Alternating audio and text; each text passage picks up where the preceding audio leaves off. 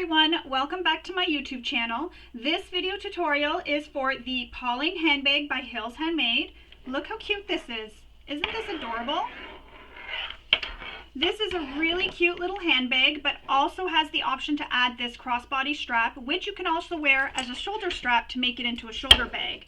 It's a really nice little bag. You can make this really dressy or really casual. So I've made a really casual bag, and I've used quilting cotton with faux leather for some accents, but you can make this really dressy and really classy. So say you have a wedding to go to or graduations coming up, you can make this into a really beautiful bag for that, just depending on the materials you use. So let's discuss some of the features of the Pawling bag. So as you can see, there are these handles that are a rolled handle.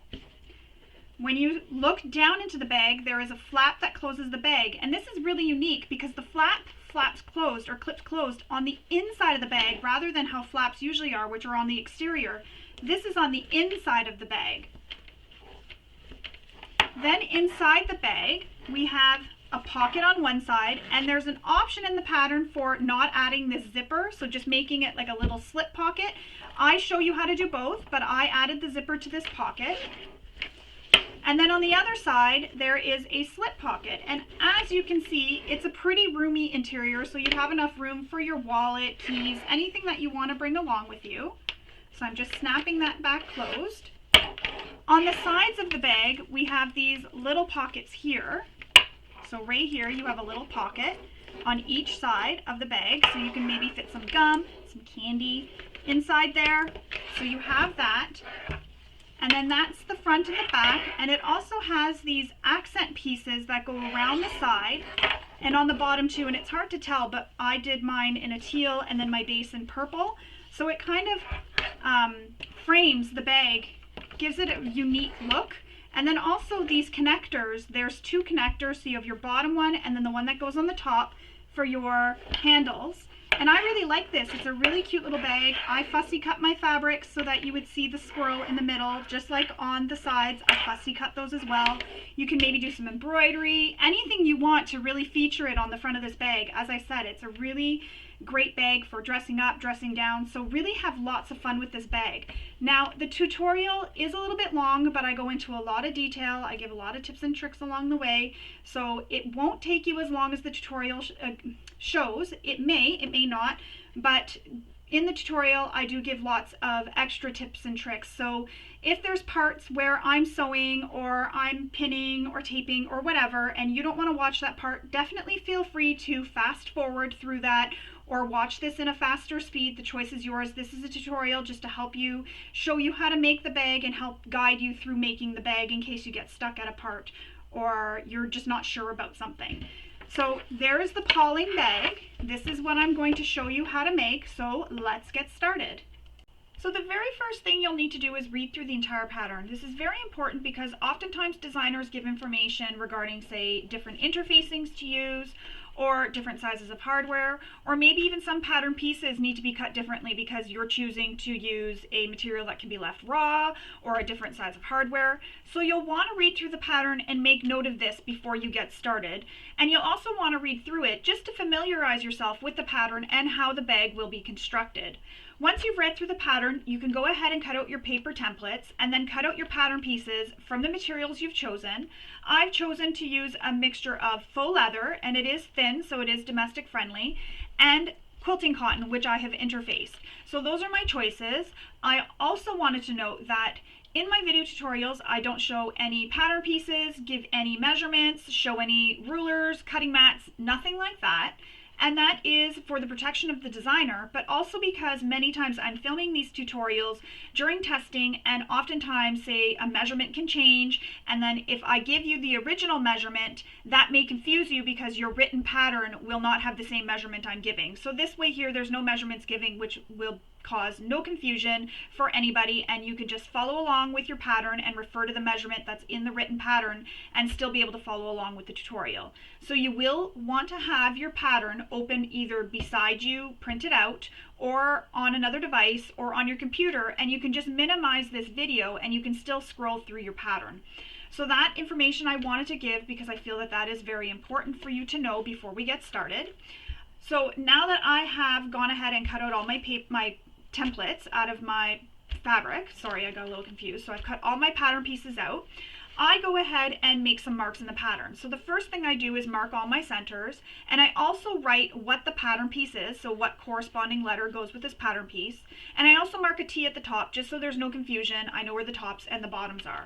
Another thing I'll do is make marks on the centers of my connectors. I'll also make marks for placement of them. And then on my mains, as you can see here, I don't know if you'll be able to see, but I made a mark for where my connectors will go.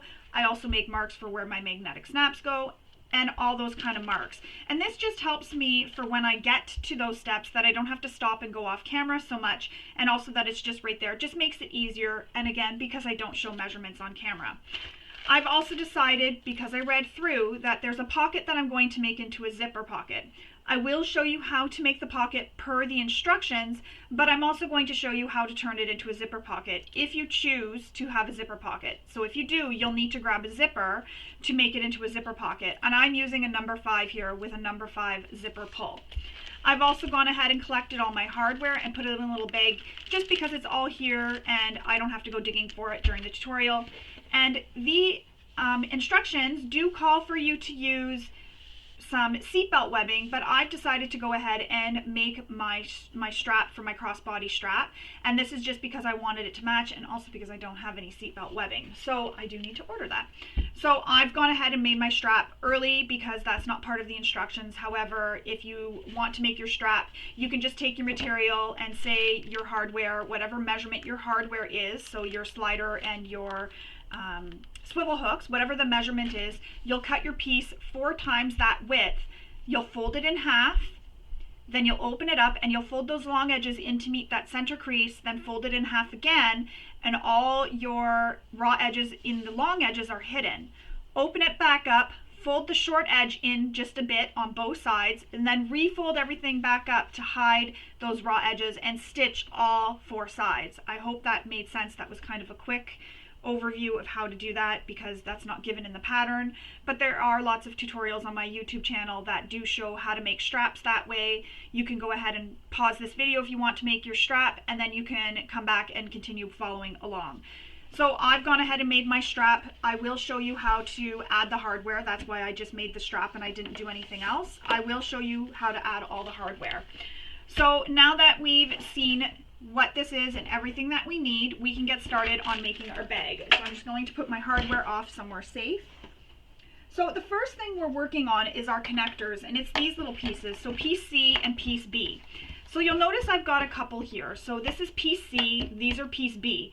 And as I mentioned, I'm using faux leather, so I can leave these edges raw, which is what I've chosen to do because that'll also help cut down on some of the bulk. But if you're using a material that frays, you have the option here to cut your pattern pieces like this. And then what you will do is on the wrong side, so have it wrong side facing up, you will fold those little extra cutouts or wings, if you want to call them, in on that line. So there's lines that you drew, which is this shape, all the way around. You will fold them at those lines and use double-sided tape to hold it down. And you can do this if you want with the faux leather, vinyl, whatever you're using. You can also do this with that if you don't want raw edges. So you'll just keep folding it around, and this would be double-sided tape here. I don't want to use double-sided tape for this because I'm not keeping this. So you just keep folding them in all the way around, just like that. So right on that line, fold it over, just like that, and you'll have your piece that looks the same as these. And that way there, all your raw edges are enclosed. And that's a good option if you're using quilting cotton for this, that you have no raw edges. And another step, just an extra step if you want, on those little corners where these little corners are here, you can even add some fray stop or fray check, and that'll make sure that that doesn't fray. And you can even add it all around the edges too if you really want, just to be extra safe. I'm all about being, extra safe and be cautious and make sure it's good, so I would actually do that if it was me, but you don't have to. That's just a little extra tip I wanted to share. So that's how you would make that. And again, you can do this with your faux leather, your vinyl, your cotton. I wasn't sure how this machine would handle this plus these on top, plus my main panel and my interfacing and everything all the way through when I'm sewing this. So I was a little bit worried about the bulk, so that's why I chose to go with the raw edge version. But if you're working with a machine that you know can handle bulk, such as industrial, like my industrial, it would have no problem sewing through all that. But for the tutorial, I wanted to make it so that there was no struggling and you could see how to do it. So that's how you would make that if you're choosing to fold those edges in. As I mentioned, and I'm just going to put this away. As I mentioned, I chose to do the raw edge version. So this is the raw edge version here, and this is what they look like when they're cut out raw edge. And you could edge coat the edges however you want to edge coat them, or if you want to use some fray check around the edges, you can do that. So there's piece B and that's piece C cut on the raw edges, and if they're folded, they'll still look like that as well. So even when you fold them in the way I just showed you, they'll look like this shape as well. And once you have that done, we are going to move on to the connectors. So your side connectors, there's 2 of them here, and I've chosen to do these out of the faux leather. But they can be made out of quilting cotton or whatever material you want. So now we need to take these and fold these into the center. So what I'm going to do is use some double-sided tape because I'm not using a material that I can press with my iron. So double-sided tape on both sides of the line. And this is because I'm using a thinner double-sided tape, but if you have a thicker width double-sided tape, you can get away with putting 1 strip right down the center and then pressing into the edge, to meet the middle. So now that that's done, remove the paper backing and fold the long edges in to meet the center. And you're probably wondering what's in the center of my connector here. And I just put a little piece of Decoville Light in the middle just for some extra security for the strap connector. Just because sometimes I worry about faux leather stretching over time or breaking down over time, and also for the strength. So this will make it nice and strong, having that little extra bit of interfacing in the middle. So I folded both long edges in to meet the center. And for those of you who have watched past tutorials, when you're making a strap, I tell you not to put it right into the center. I like to leave a small gap when I'm making a strap, so like my crossbody strap. However, for this one, we're not folding them again, so you can just make it go right and touch each other right in the center. Now, as I was mentioning earlier, back to the strap, this is the same way you'll make a strap if you're wanting to make your crossbody strap. So you would take your long edges, fold them into the center, but when you're making this for a crossbody strap, leave a small little gap so that it's not touching directly in the center, so maybe about a 1/16 of an inch. Once you have it folded into the center, you'll then take it again and fold it in half again, just like that. And that would be your strap, and you can top stitch. If you're using material that's raw, you can leave it raw on the ends, or you can add strap ends. But if it's a quilting cotton, you need to fold in your short edges, and you can decide how much you want to fold them in unless it's given in the pattern. Fold both short edges in, then refold everything. And again, I have another tutorial on my YouTube channel for how I finish my straps, which I'll attach below so you can watch that. And I believe I go into details about how to make the strap as well, how to fold it and everything. But there is that tutorial to help you finish the ends of your straps, and I've used that for vinyl, cork, and faux leather. So that's how you would make the strap. So once you have your connectors folded into the center like this, we need to grab out our hardware that we're using for the connectors. So grab out our hardware. And before we put the hardware on, we're going to sew the long edges of each connector.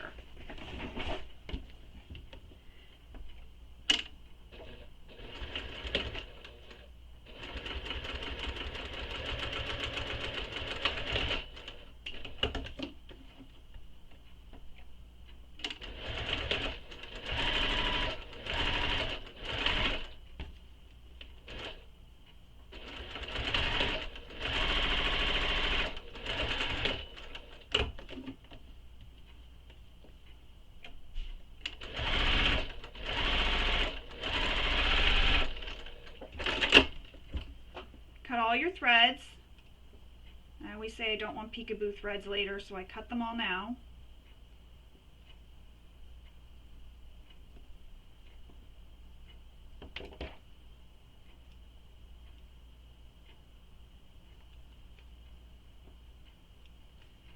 And then we will attach our hardware, so our D-rings,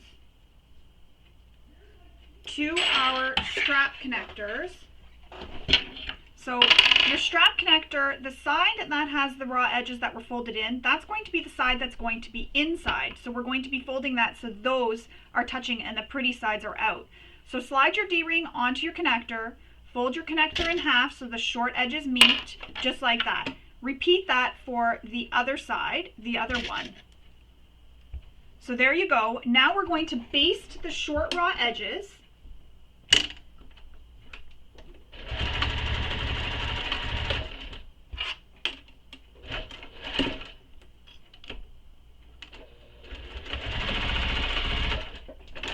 Just like that. Trim your threads.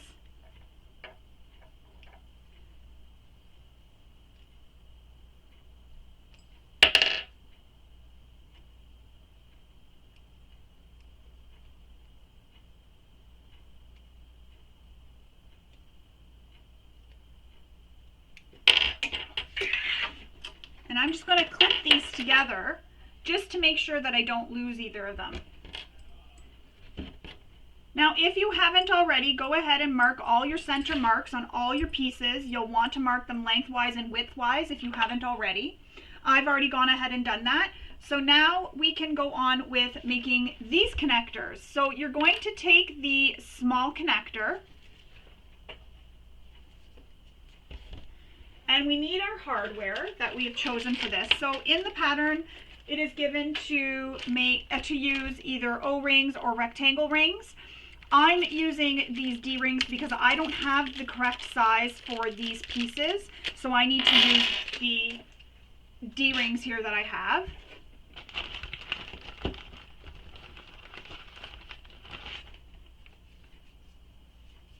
We need some double-sided tape.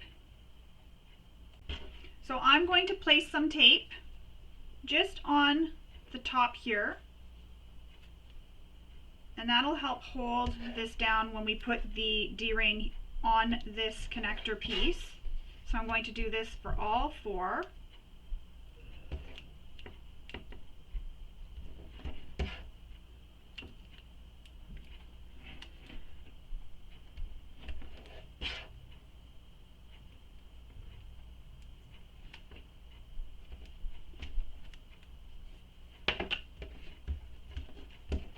And then once we do that, we can slip our D-ring onto, or your rectangle ring or your O-ring, whatever you've chosen to use, onto the connector C. So I'm going to remove that double-sided tape that I've placed there, and I try to keep the double-sided tape away from the hardware just because it gets stuck to it and then the hardware doesn't move as freely.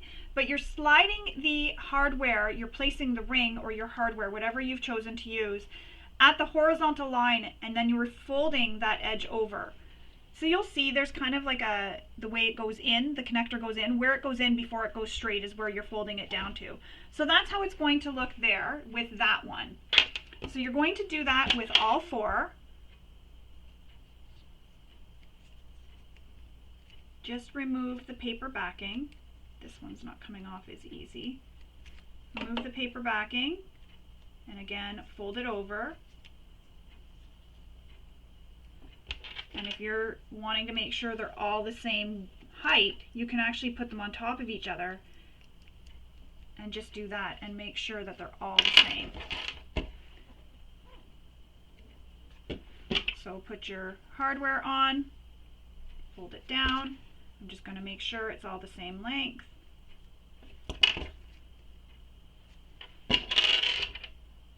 And again, I'm using D-rings because I didn't have the appropriate hardware for this that was called for in the pattern, so I just made a small adjustment. So as you can see, that's the nice thing about this pattern. You can make the small adjustment to accommodate hardware that you have, and it'll still work out and still be just as beautiful.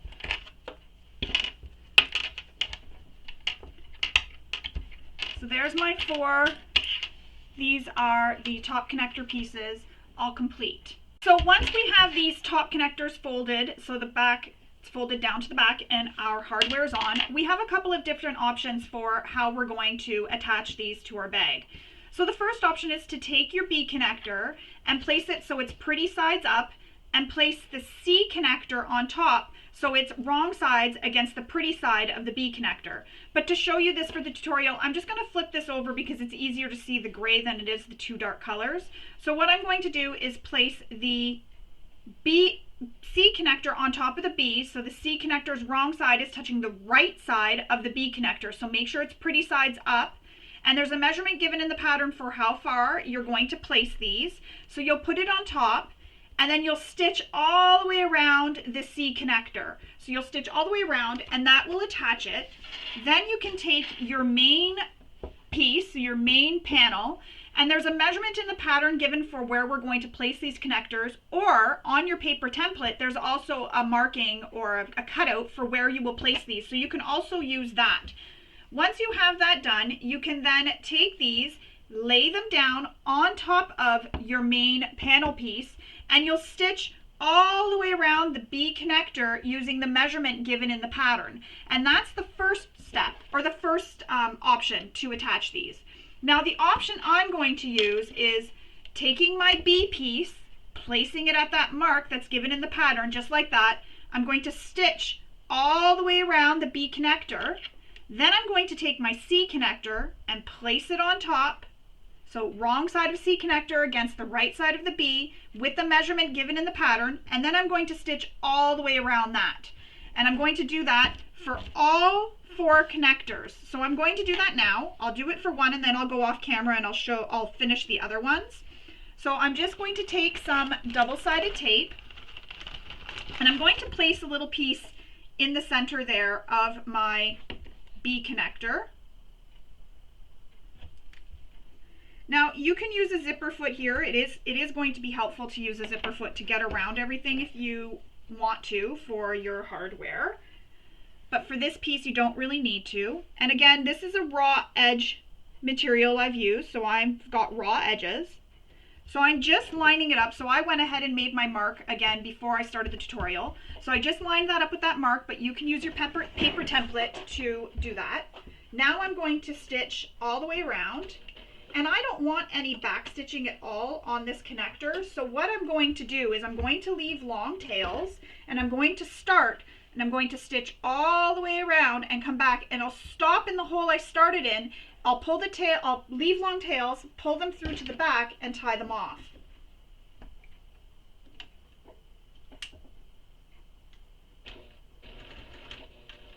So again, no back stitching. And when you get to each corner, if you have to take a smaller stitch length to be able to get to that corner, do take a smaller stitch length just to keep it accurate all the way around.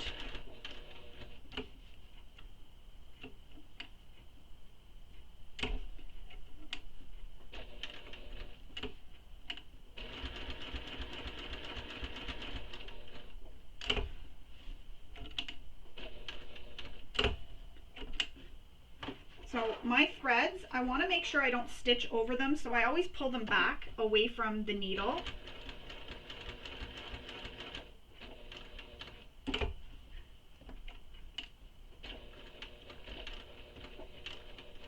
Now I'm back where I started,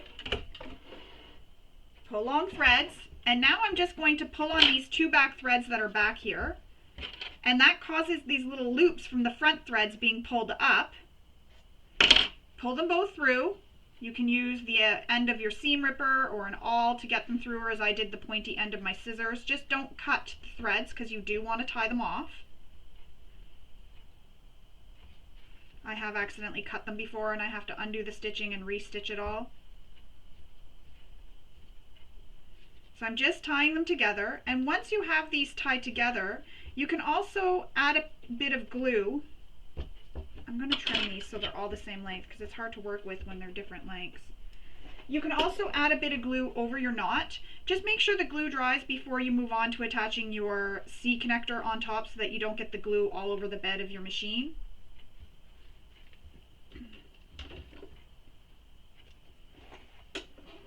So that's how the B connector looks right now. So now I'm going to take my C connector and I'm going to place it on top.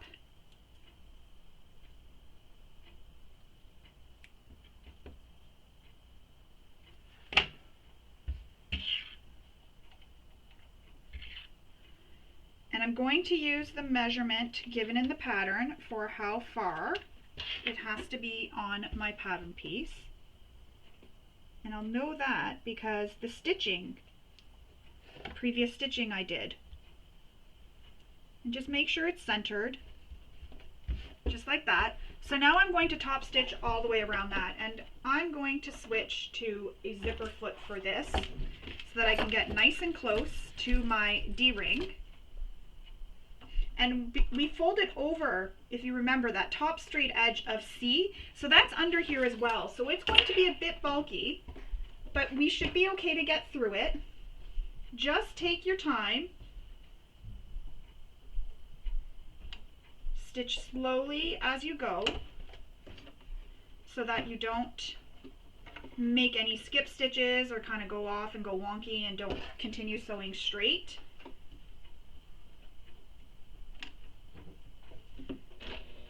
So remember, no back stitching because we're going to pull these through to the back.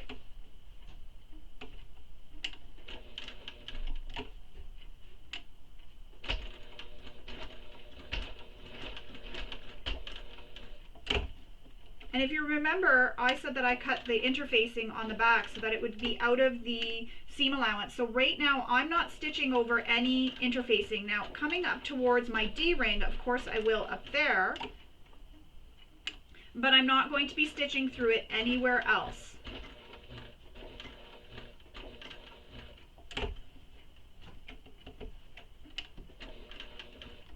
And for this part, I'm just going to carefully stitch backwards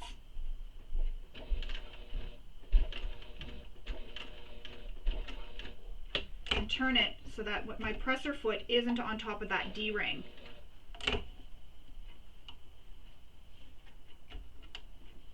And again, with my threads, just making sure they're not in the way.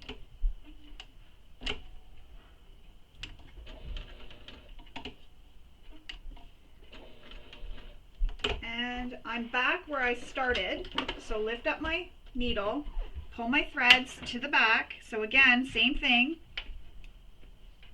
Causes little loops when I pull on the back threads for the front threads to come up. Oops.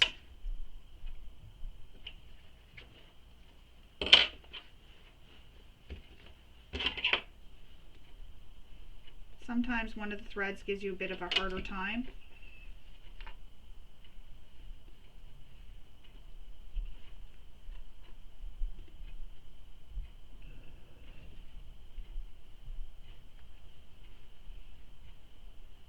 You just gotta coax it out.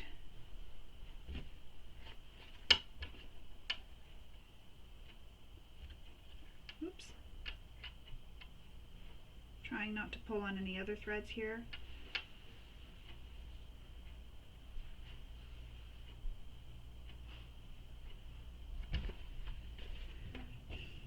This is taking much longer than I thought it would.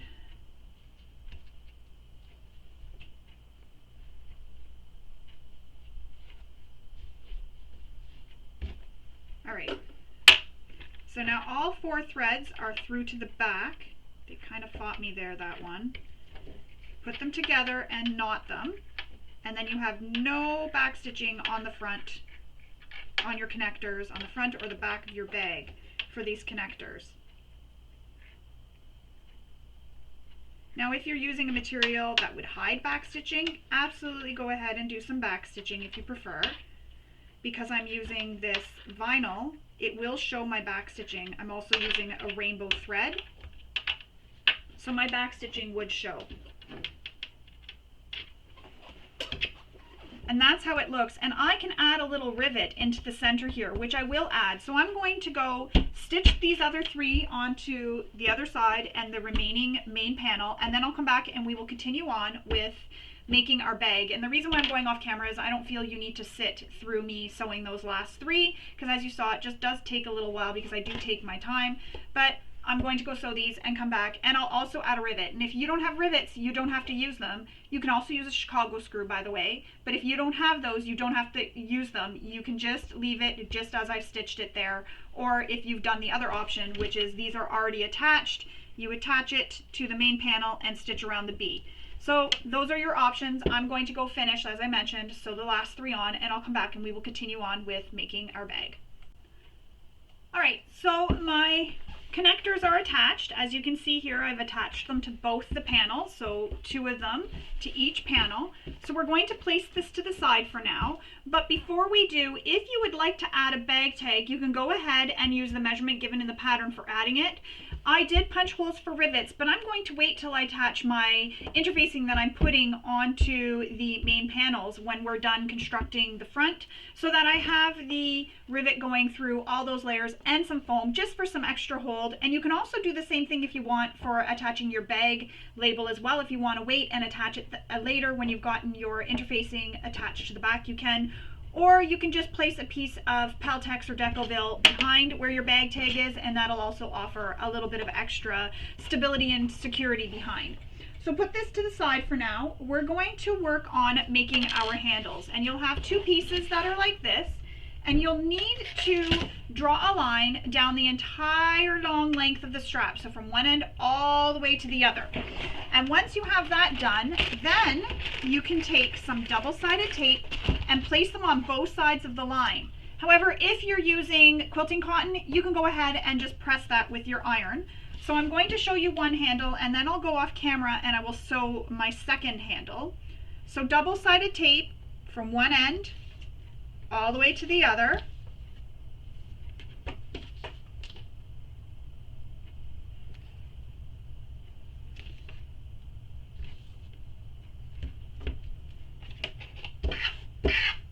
Remove the paper backing. Oops. This one didn't fold properly. Remove the paper backing, and then we're going to fold these long edges in to meet the center the whole length of the strap. Or handle, sorry.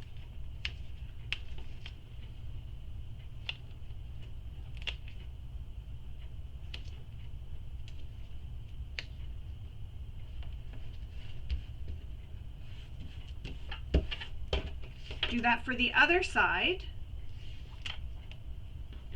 So the entire length of the strap.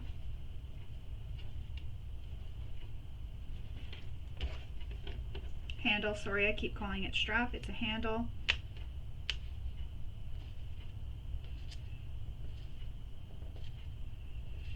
And you do want to leave a little gap, just so that when we fold this in half again, there won't be all that bulk in that folded edge. So right here is your folded edge.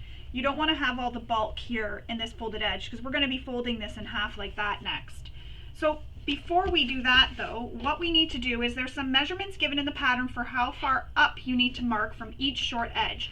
So you'll want to refer to the pattern for that. So make that mark up from each short edge. Then we're going to top stitch just that area that we marked. So from the mark, go down to the short edge here, across, and back up. And you can do the same thing we did with those connectors. Don't back stitch at start and stop. You can pull it through and tie it off in the back, because that will be hidden later as well.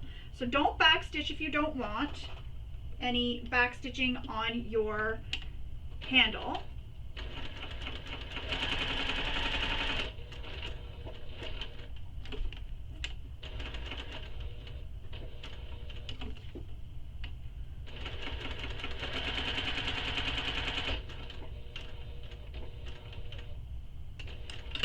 Leave long tails, pull it through, and I'm going to do the same thing on the other side. So starting at that mark I made,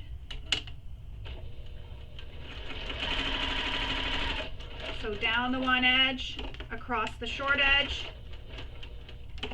and then back up. Long tails. And now we're going to pull these through to the back and tie them off.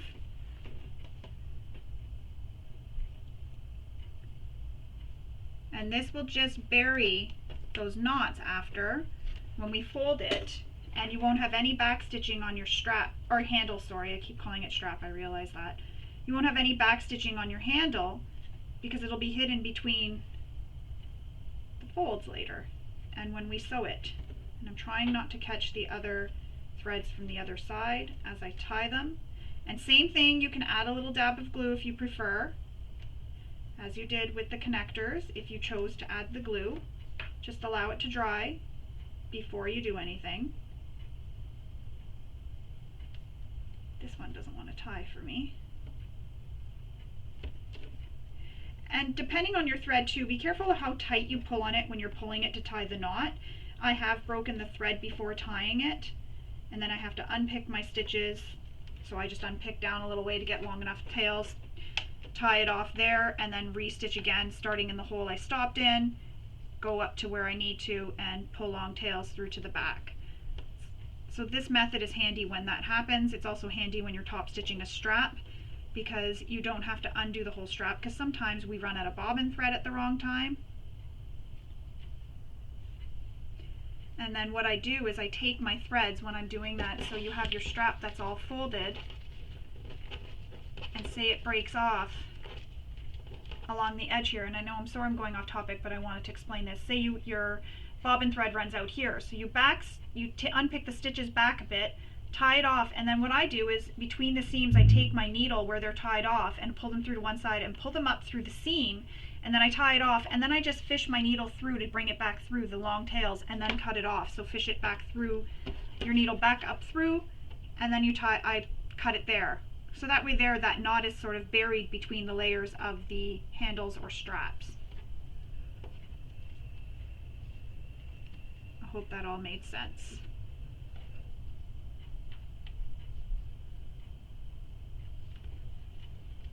So now that I have these all tied, I'm going to trim them. And then once I trim them, we're going to move on with making our handle.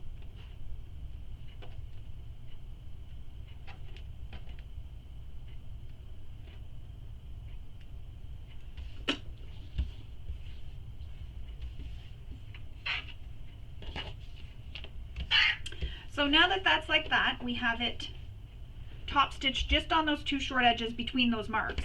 Now we need to take this and fold this between the marks. So here's our mark here and here's our mark here. So we're going to fold these in half just between those marks. So you can use some double-sided tape to help hold this in place. So I'm going to, and I'm also going to use some clips. So double-sided tape between the marks.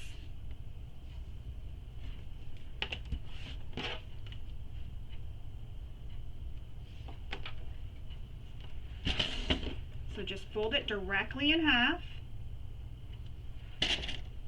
add some clips,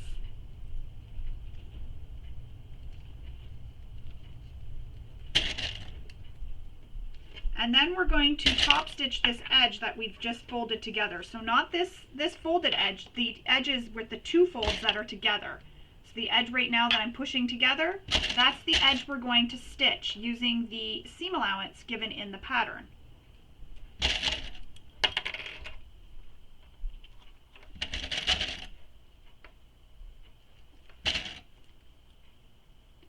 So just like that. So I'm going to start where I started here previously, and I'm going to show you how I pull the threads through after and tie them off. So I will be able to show you so that explains it for if this ever happens when you're breaking a bobbin, when a bobbin thread runs out or your thread breaks or whatever.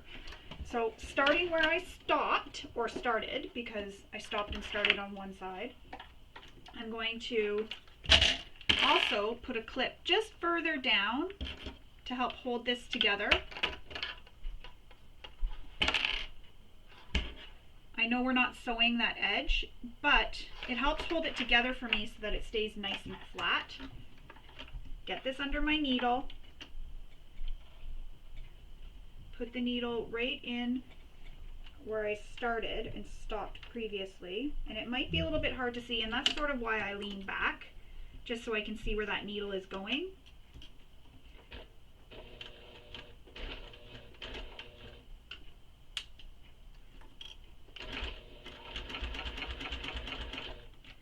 I'm just taking my time because I want to make sure everything stays lined up and I get a nice even seam allowance.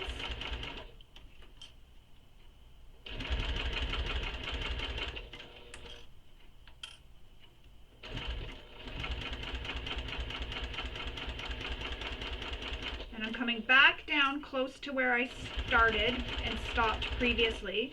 So I'm going to go right into that needle hole, which is right there. Pull the threads.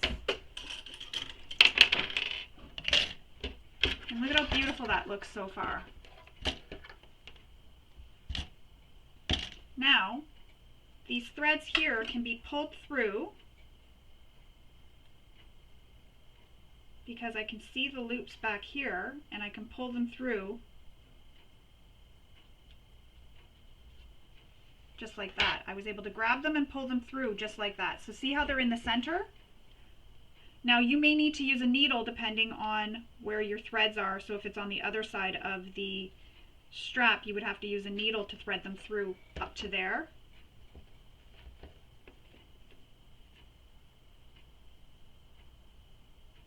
So that just pulls those little loops.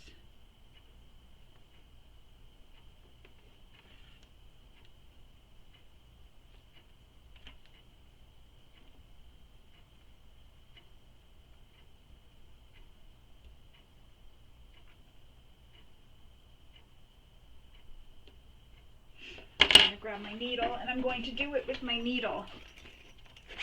Because that one I can't. That one side won't come out. So I'm going to show you with my needle now. So I put this through the eye of the needle.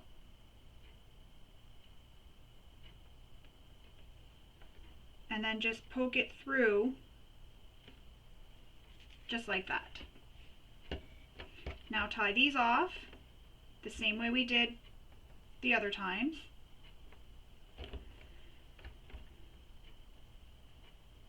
And this way your knot is buried between layers and it won't be seen because this is going to be folded after and it won't be seen.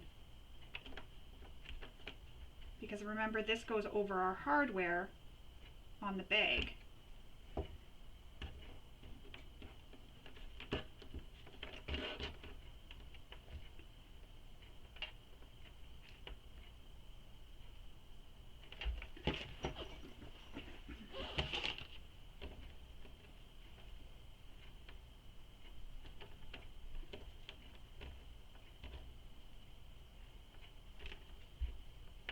Again, be careful when you're knotting so that you don't pull the threads too hard and break them.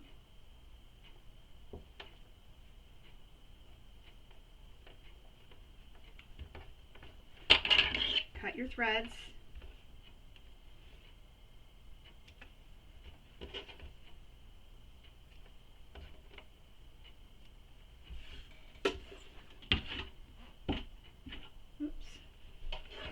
And now we have a rolled handle. So there's a thread there.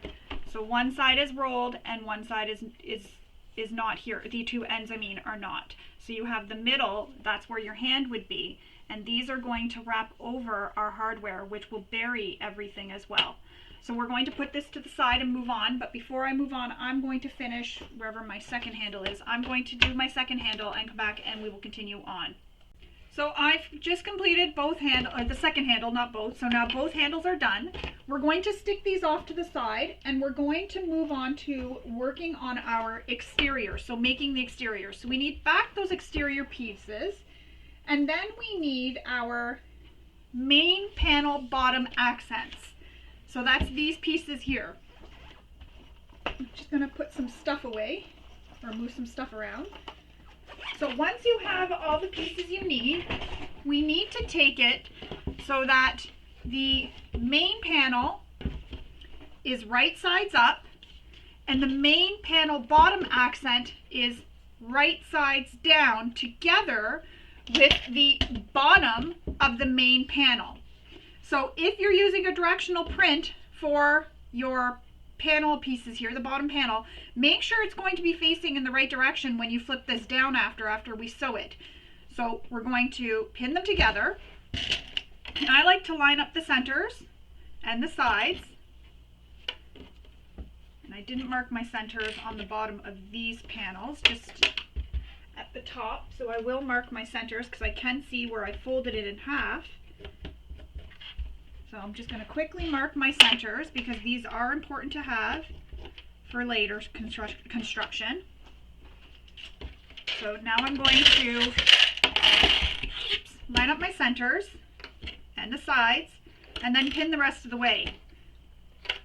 Once we have it pinned the rest of the way, we're then going to sew this with the seam allowance given in the pattern.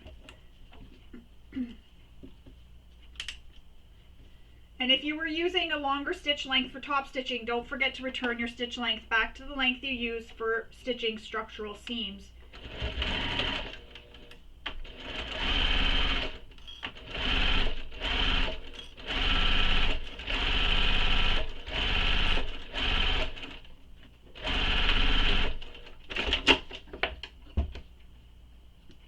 Cut your threads, just to make sure we don't get peekaboo threads later.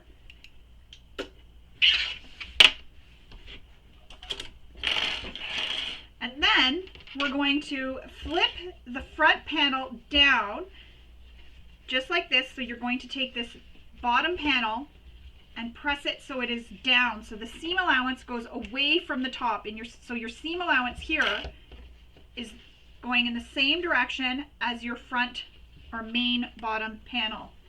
And there's a thread that's peeking through, so I'm just going to take it and pull it back. So you can use, if you've got a material like me that you can't press, you can apply some double-sided tape to help hold that seam down.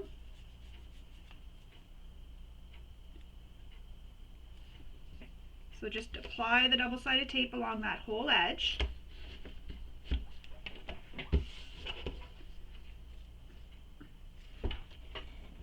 And then press that seam down.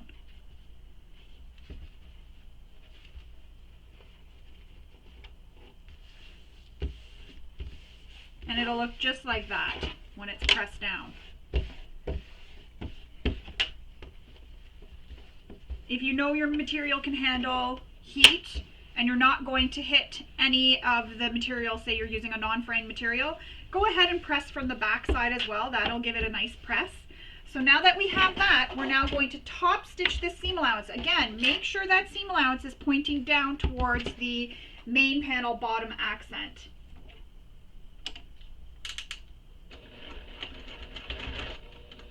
And you can back stitch at this point here because this is going to be in the seam allowance, the back stitching, when we go to construct the bag.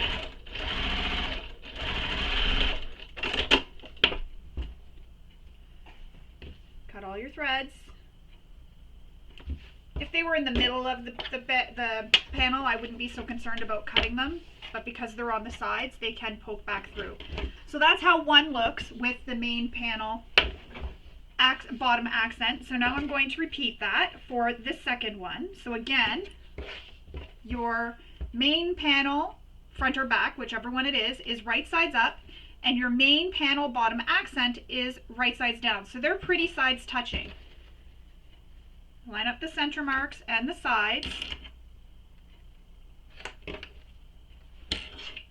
And then sew this with the seam allowance given in the pattern.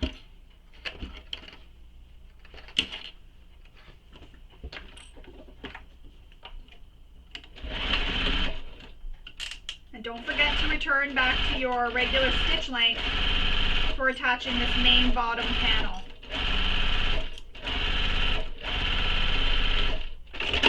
Increase your stitch length for top stitching.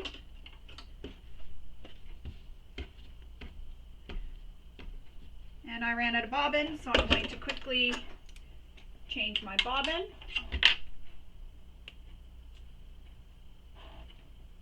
I already had one pre-wound, an extra one, because I knew it would run out.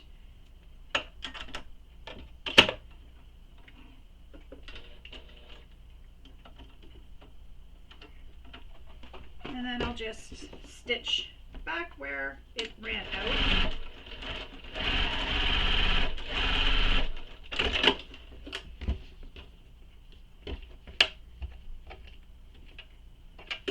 Now now we're going to press that seam allowance down.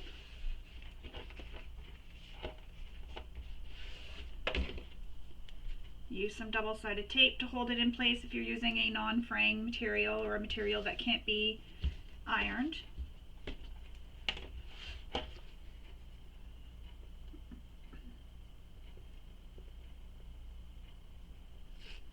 Oh, my tab didn't work.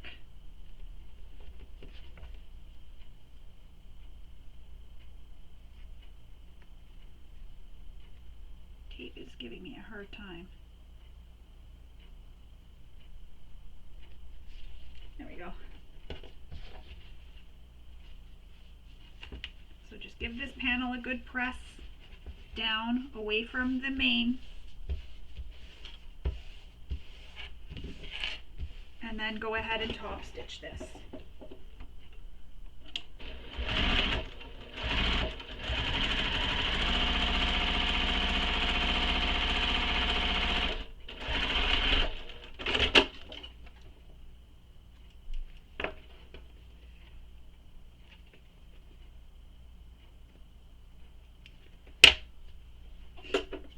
Return your stitch length if you've changed your stitch length. So that's how the two panels work. Now you can fuse your interfacing that you're choosing to use to the back of these. And because I didn't know what size they were going to be when finished, I just cut one big giant piece of foam. I'm going to place it on and I'm going to baste these all the way around within the seam allowance. So I need to look and see what the seam allowance is going to be when we go to construct the bag. So I'm going to do that for each one, baste them all the way around. So take my first one and I'm going to cut my foam in half so I don't have a big piece. And then what I'm going to do is I'm going to take some basting spray and I'm going to use the basting spray just to hold these down onto the foam for while I'm stitching, and I'll probably still use a few few pins just to hold it in place, and then I'm going to baste all around. So I'm going to go off camera and do that, spray the basting spray and then pin them, and then I'll come back and I'll show you how I attach one and then get it all trimmed to size, and then I'll go off camera and I will baste the foam to the remaining one. So I'll be right back. I'm just going to apply some basting spray to this just to help hold it in place. Alright, so I've applied some basting tape to both the main some basting spray to both the main panel pieces, and then I stuck it down and that holds it in place. I also ironed from the back side of my foam to dry the basting spray, and then I pinned all the way around just to help hold it in place. However, if you do not have basting spray, you can use a washable glue stick just around the edges to help hold it to your foam. And this is just to hold it until you're done basting it to the foam. Or you can use a little bit of basting tape as well. So your double-sided tape will help hold it on as well. Or just pin it if you feel secure with pinning it. When you're pinning it, and basting it, make sure you're pulling it taut so you don't get any wrinkles or anything like that. Now we're going to baste this to the foam. So I'm going within the seam allowance.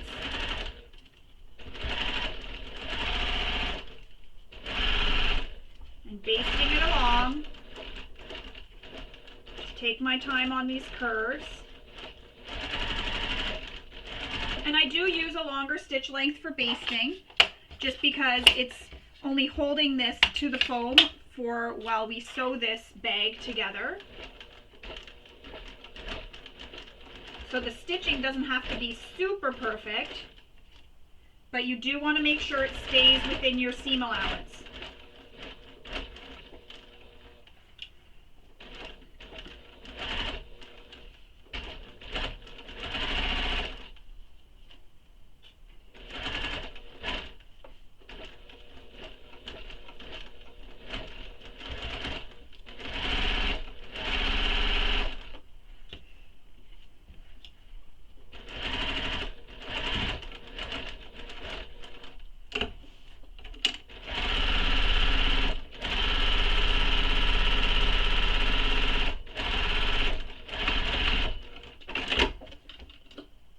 To trim my thread and repeat that for the second panel.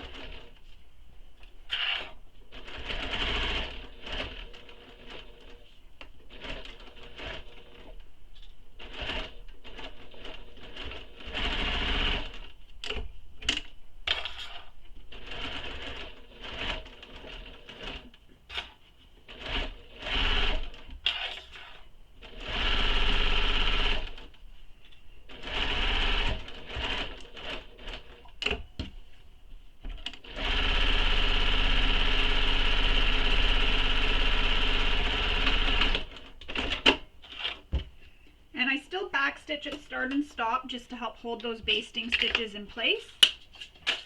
Now we need to trim our foam. So you can trim it to the width of the panel, or you can trim it underneath where you've basted your foam. So I'm just going to trim it to the width of the panel.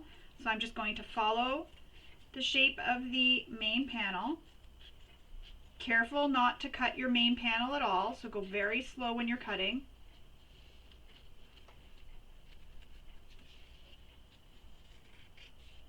And if you want to trim it out of the seam allowance, duckbill scissors are very handy for that.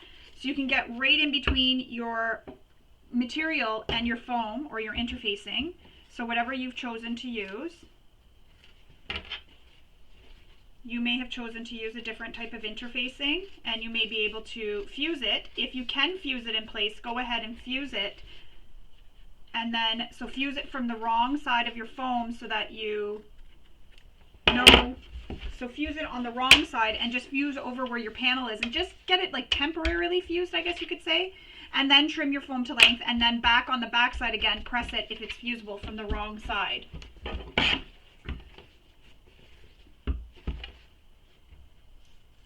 So one done.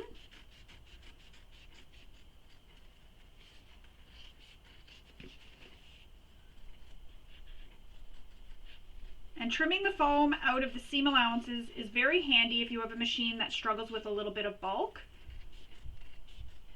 So it's very handy for that. You can also cut your foam smaller and then fuse it in place. So you would use this completed main panel with the bottom panel accent. You would use that for your template. You would trace this onto your foam and then make it smaller by minusing or taking away the seam allowance. So whatever your seam allowance is going to be, take that off, and then go ahead and baste it. So you wouldn't want to really use basting stitching here. You would want to use a basting spray, some washable glue stick. I tend to use that a lot. When I have cut it smaller, I use a washable glue stick, and then I use my iron to dry it so that I'm not gumming up my needle, or you can use double-sided tape. So there they are, those are completed. Now you can take your panels and you can install those rivets if you've chosen to add rivets. So I have, and I'm going to go off camera and install my rivets because I don't feel that you really need to see this, but I'll give you a quick show of how I do it. So I have a medium rivet. That's the size I'm using to be able to get through all those layers, if you're wondering what size I'm using. But you will use the size of rivet depending on the interfacing that you are using and how much your layers, how thick everything is between here. So I'm just using my awl to punch that hole right now all the way through. Push my rivet through so it just pops through, and that's how I know that I need to use the medium. I'm going to put my cap on, and you can also apply another piece of interfacing back here if you want for some extra security as well. And then I'm going to take this to my press and press the rivets together. So I'm going to go do that off camera, and then I will come back and we will continue with making our bag. Alright, so I've attached my rivets to my main panel so you can see them there. It adds a little bit of bling to the connectors. And when you saw me pushing my awl through, I had already punched the hole through the connectors previously to attaching my foam so that the holes were there. I just knew where I needed to punch it through. So if you don't have rivets, you don't need to add them. If you have Chicago screws, you can use those instead.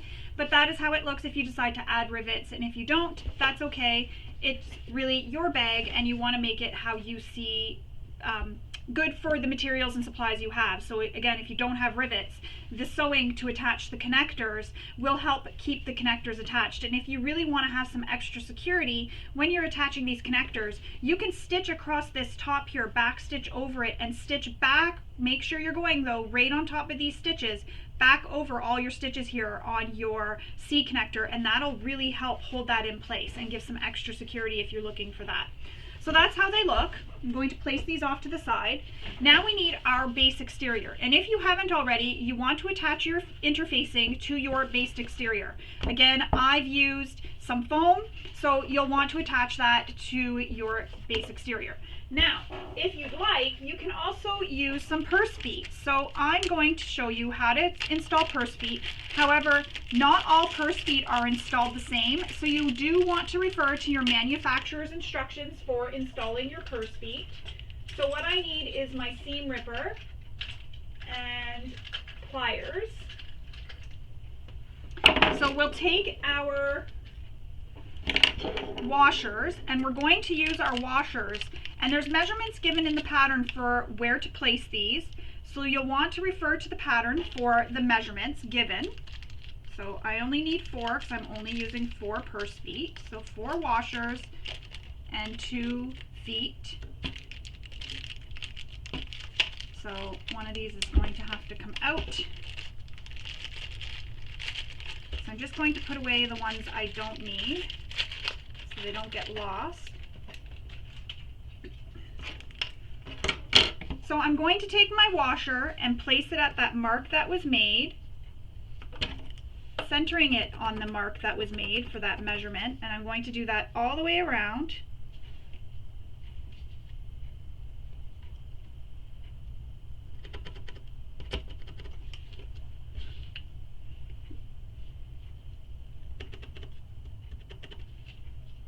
And again, if yours are different, definitely refer to your manufacturer's instructions, or refer to your manufacturer's instructions just to be extra safe that you're putting these in right.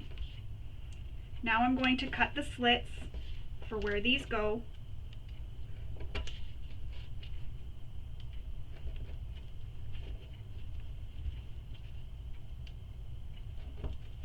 And I'm just being careful. I don't want to push too fast or too hard. And if you're worried about that, put a pin just above where your slits were made, and that'll stop you because you'll hit that pin instead of sliding right off your material. I'm going to grab my duct tape and my tape scissors, and then I'm going to cut these all out of their little baggies.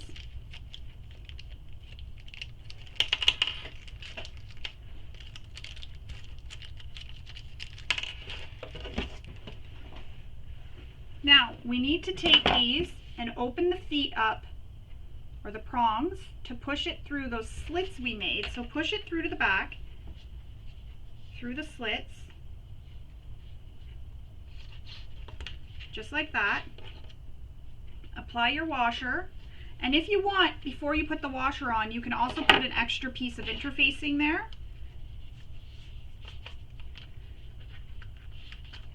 And then I like to fold the prongs over each other, just like that.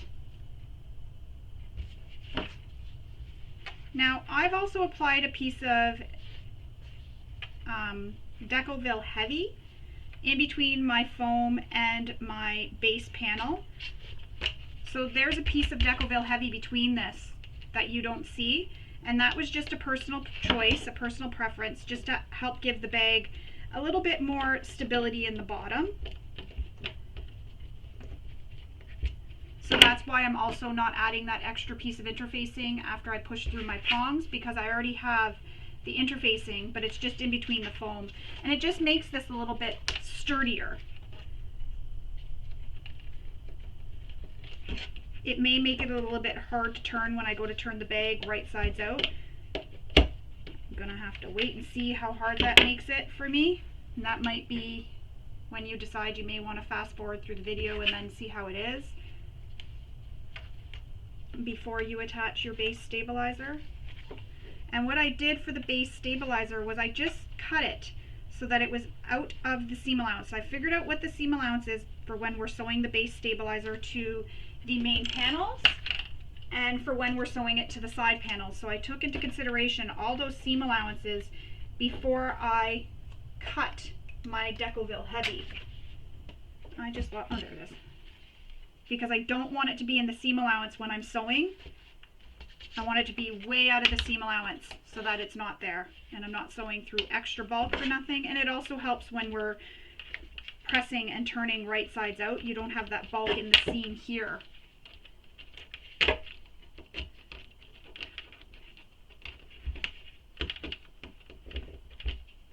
Now, after I have my purse feet all installed, I then take some tape and I apply tape over the prongs.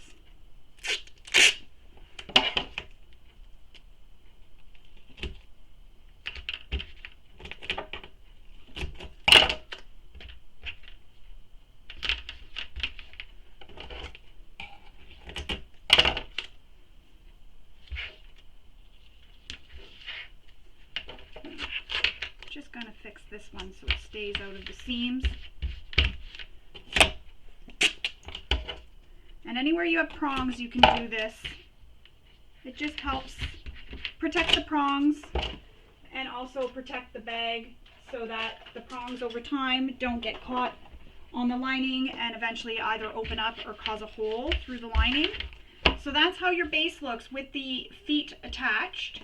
Now we need to take back our main panels and we're going to pin the bottom to one of our completed main panels. So you're going to line it up so it's going to be pretty sides touching, so the bottom edges. Line up your center marks. So I need to go back and make my center marks on these panels. So to do that, I'm just going to, actually, no, I can't pull that back far enough to see. So I'm just lining up my sides, fold it in half, wherever the half mark is.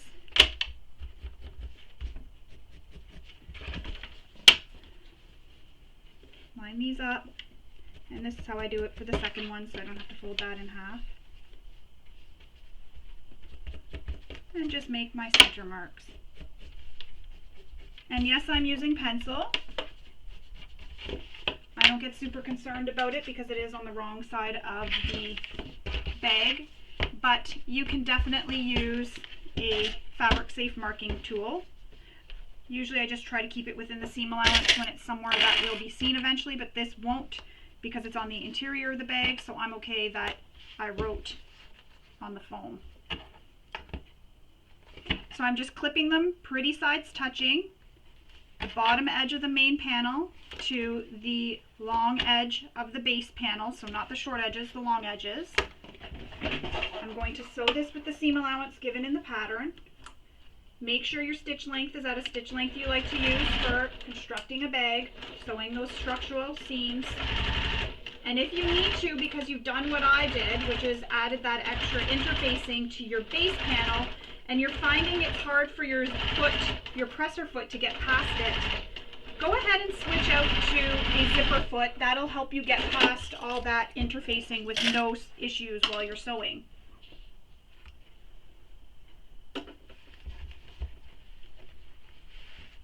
Now, we need to measure and make a mark. I'm looking for my scissors. We need to measure in from each sword edge and make a mark within the seam allowance here that we just sewed. So not on the base panel, this seam allowance here. So this little part here where the seam allowance is.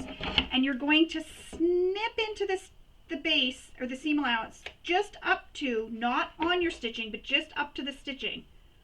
Careful not to clip those stitches.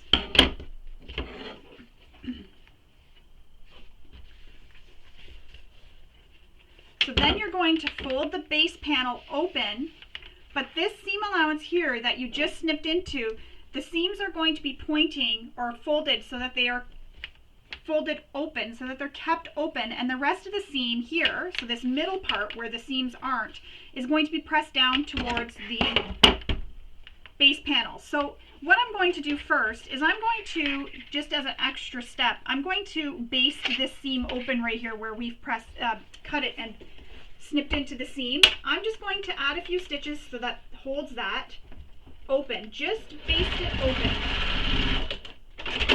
And that'll help hold that open.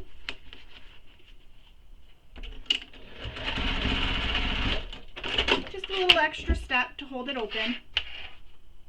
You can also use some double-sided tape there. And then the other seam, remember, we have to put that so it goes down towards our base panel. So you can use some double-sided tape here if you'd like to help hold it in place. Or you can just keep checking as you're sewing and make sure it's being held in place. So I'm just clipping these threads here from the wrong, that were on the wrong side. So this panel will be, this seam will be pushed down towards the base. And I'm just pressing it. I'm going to use my roller.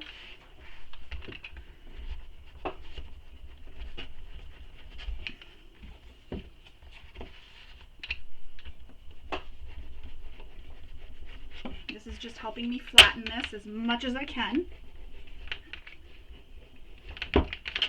Especially because this is going to be a little bit bulky now because we have all those layers we're sewing through.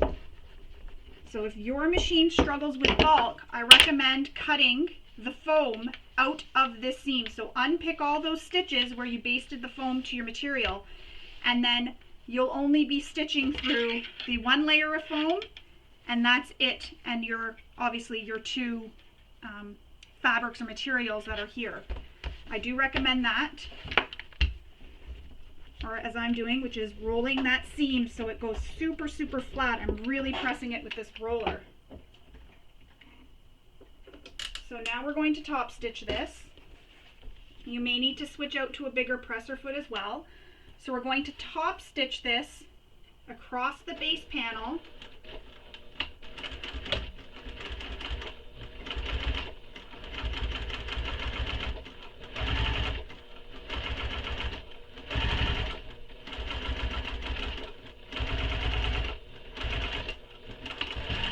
Another thing you can do is use a seam whacker, and that'll whack those seams nice and flat for you.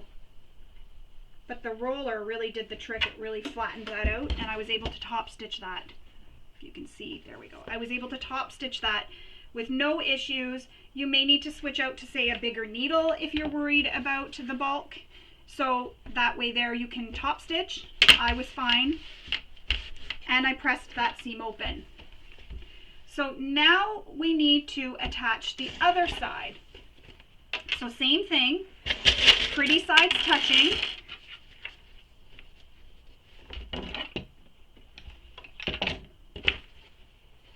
Line up our center seam, or center mark, sides.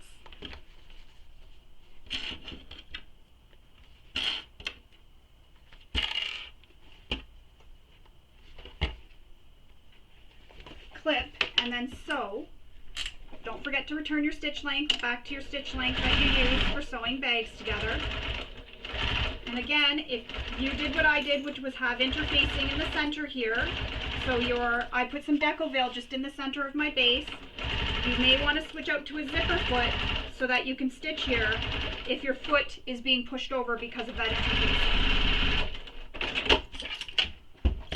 Now again, there is that mark that was in the given in the pattern for how far over on the base panel we are to measure from the edge over into the seam allowance.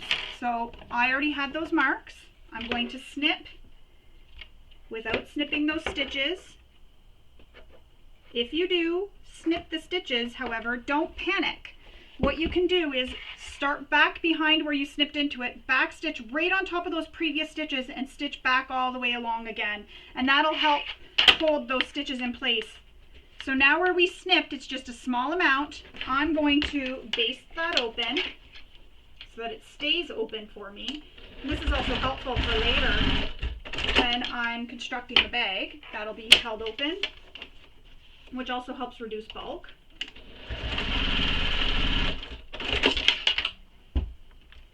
Trim all your threads. You don't want peekaboo threads.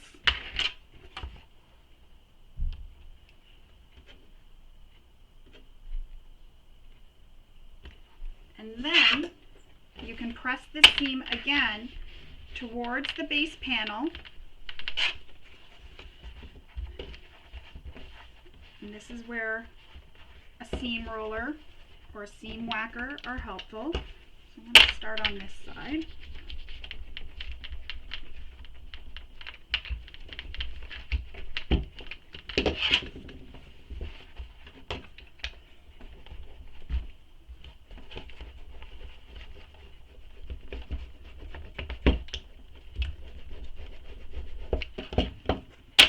Pushed it down, just pushing it as hard as I can, which is, if you can use an iron, you can definitely use an iron for this step.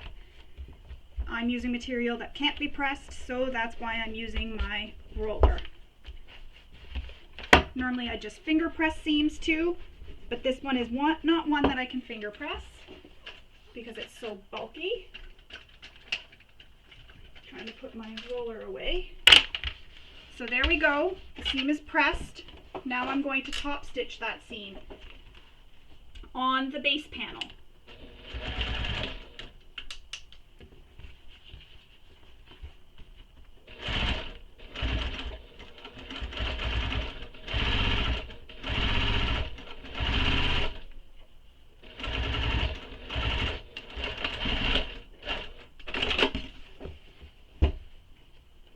Cut all your threads.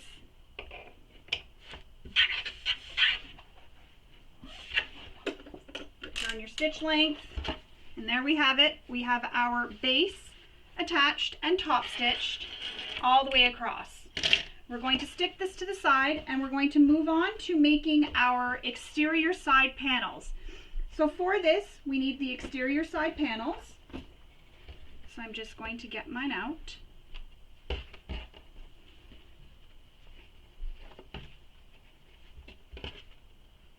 So that is these pieces, and we need our prepared connectors. Oh, what am I doing?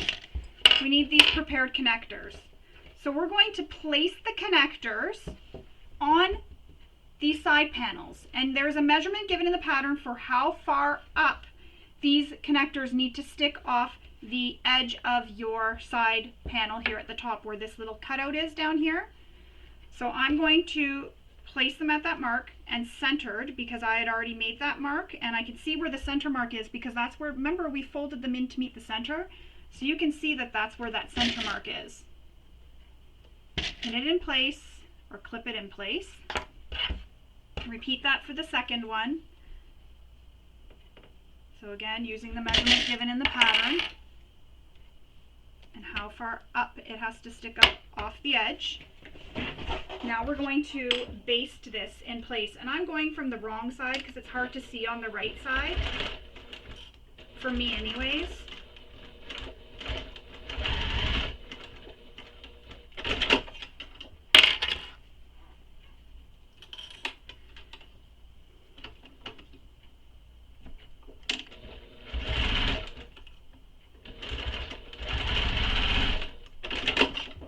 Cut all your threads. I know I keep saying that, but just a reminder, you don't want them to poke through later.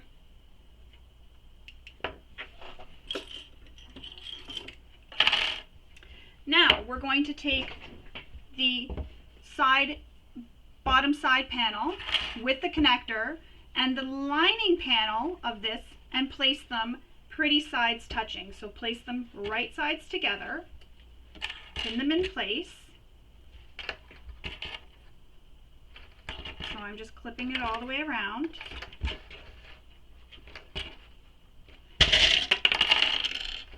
Just to hold it in place.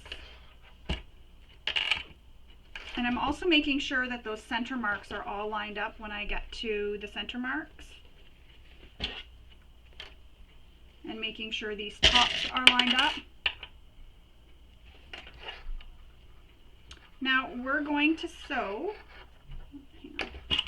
We're going to sew just across the top, just up here, with the seam allowance given in the pattern. You're not sewing the sides or the bottom. I know I'm clipping them, but that's just to hold everything in place, because I want to make sure nothing shifts on me while I'm sewing. So again, we're just sewing where this top is. So across this top edge, down this little slant, across, back up, and back across. When you get to where the connector is, I would back stitch a couple times there just for some extra security where that is. That way there, you know it won't pull out of the seam at all. So using the seam allowance in the pattern, sew across this and make sure your stitch length is at a stitch length you use when you sew a bag together.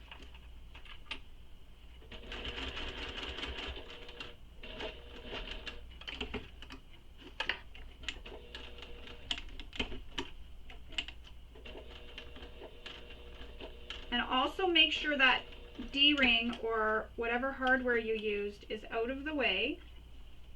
You don't want to hit it when you're sewing.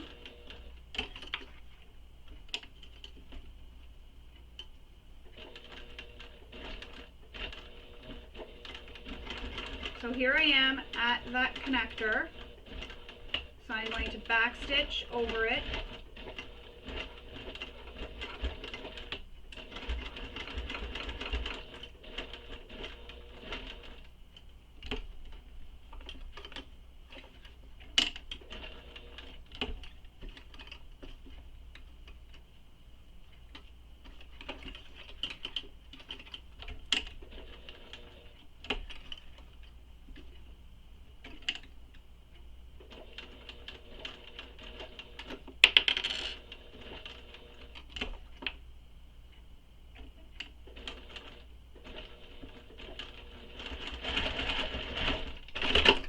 I took my time, I went very slowly, so I'm going to repeat that for this side, sew it all, and then I'll show you how it's going to look when we turn it.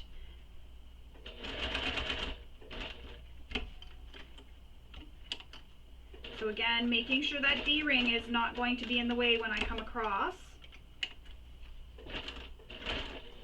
There I am at the strap connector, so I'm going to back stitch. And that is kind of bulky there because I did use that interfacing, the extra bit of interfacing. So it is a little bit bulky. So if you're worried about that, having that bulk there, when you sew that, you can skip the added interfacing and don't put it in that seam, or you can switch to a bigger foot. Also, the materials you use with that, so if you're using quilting cotton, it is thinner than the vinyl, so that will also help if you use a quilting cotton. Now I'm going to snip into these corners. So where the corners are, I'm trimming the seams down. And then where the other corners are that go into the lining, I'm going to snip without hitting the seam, or the sewing, the stitching. I'm just cutting little V's, so that these will poke out. So I don't know if you can see that. Yeah, you can. I've just cut little V's. So snipping these top corners. Do not trim your connector down. You want to leave that as is. So little V's in these corners.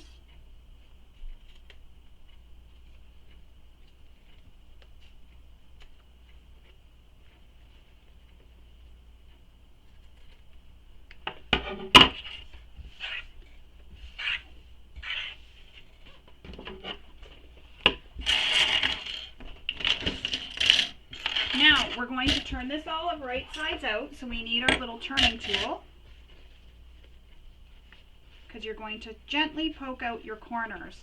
And I've already poked them out with my fingers, so now it's just a matter of really getting them pushed out nicely.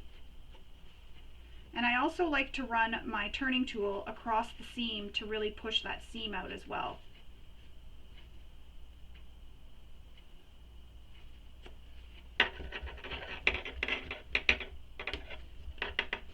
And because my strap connector is vinyl, I can't, or faux leather, sorry, I can't take this to my iron and press it because it will melt or burn my faux leather. So I'm just pressing this as best as I can with this turning tool and with my fingers as well to get it nice and flat.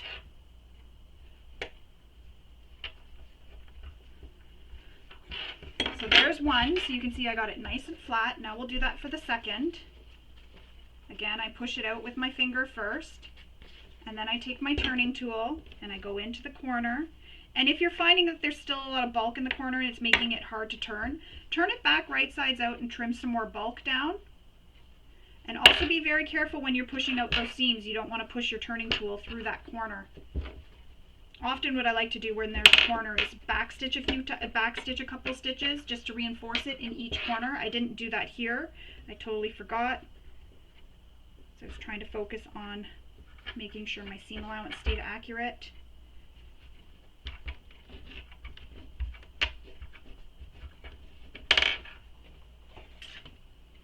So I'm just giving this a good finger press.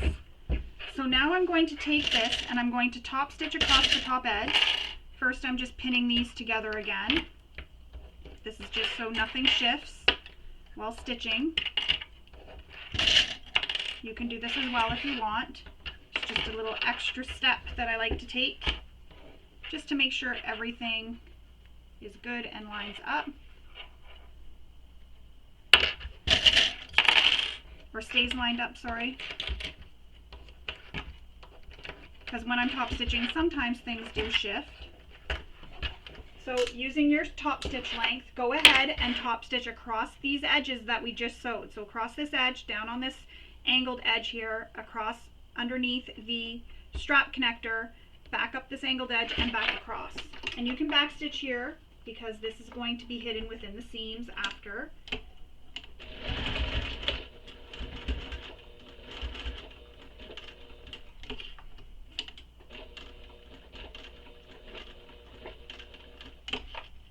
And you'll notice I'm going slow because I want to make sure I'm having an accurate seam allowance all the way across.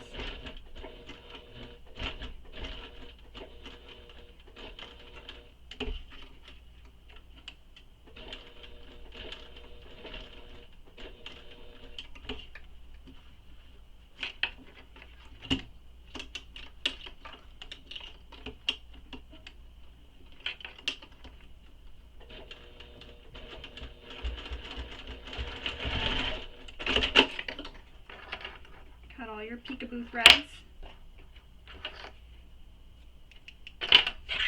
And that's how it looks so far with it top stitched. It's hard to see because my thread is rainbow and then the material is sort of rainbowy, but it's top stitched all the way across. So now I'm going to repeat that if my thread didn't just come out of my needle.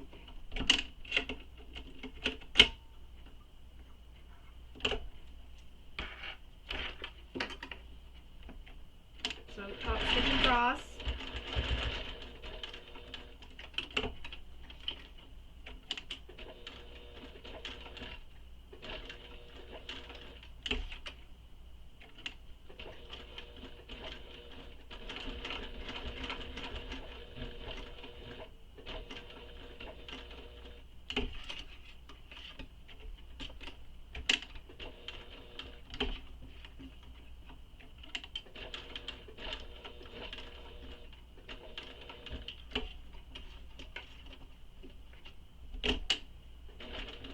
And I'm holding my D-ring when I come back on this side because the D-ring does kind of get in the way that way of the presser foot, so I hold it out of the way just to make sure it doesn't get hit by the presser foot or cause my presser foot to go off away from the seam allowance. So now I'm going to go off camera and I'm going to add a rivet here for extra security. So I'm going to measure down and get it all nicely centered, and I'm going to add a rivet for extra security. Then we'll come back and we will continue on with our side panels and constructing our bag. Alright, so I've installed my rivet. If you don't have a rivet, you can use a Chicago screw. No Chicago screws or no rivets, no problem. You can just leave it without a rivet. Or you can back stitch just over top of this stitching over here on top if you want just a little bit of extra security. Now, with these clips still in place, we're going to baste around all the edges to hold them together. And again, you can use a longer stitch length for your basting because this will be hidden in the seam allowance.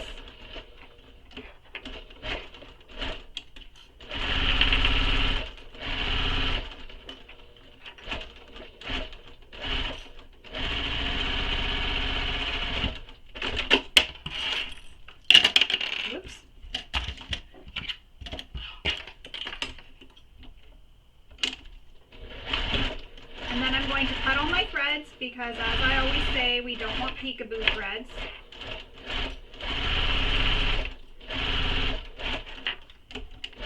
And if you'll notice, I also fussy cut my fabric so that my little squirrel would be centered on my panel, and I cut them so that they are both looking the same, two different ways. And that's so when I put it on the bag, I can have them looking towards the front of my bag or looking towards the back of my bag, whatever I prefer. So these side panels are great for fussy cutting. There's just enough room if you have a small enough fabric with something you want to fussy cut to get into that side panel. And keep in mind, you have seam allowances too, so you want to make sure that it's down far enough so that it won't get into your seam allowances. So now that those are done, we need to move on to our remaining side panels, and that is the one that we cut on the dotted line. And we need, these are called our top side panel pieces. So just put these two to the side for now. So we have two of each of the, which ones are these called? The side panel bottom,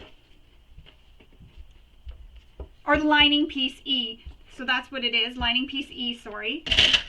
I have my chart up there, but it's hard to see because it's so far away, and my glasses, because they're readers, only see so far. So we're going to take these and line up the center mark, so you're placing them pretty sides touching, and you're lining it up at the top here. So pretty sides touching. And when I cut this, I cut that squirrel so he's upside down, but that's okay, because when you look down into the bag, I'll be looking down at him and he'll be looking at me in the correct position. And it's also inside the pocket, so it's not really going to be as noticeable. So the second one, again, top edges lined up, right sides together or pretty sides touching. And we're going to sew across this using the seam allowance given in the pattern. Don't forget to return your stitch length back to the stitch length you like to use for stitching a bag together.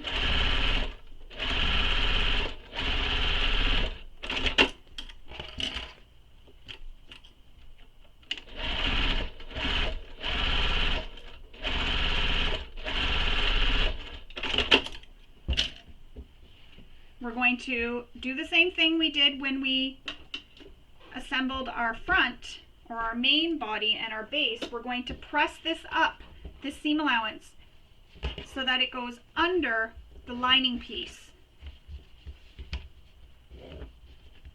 So when you flip this over, so you can have it like this, flip it over, and what I do is just press it just like that. And I'm just using my fingers to press it, well, my fingernail actually, to press it. And then we're going to top stitch the seam allowance right here along the lining piece.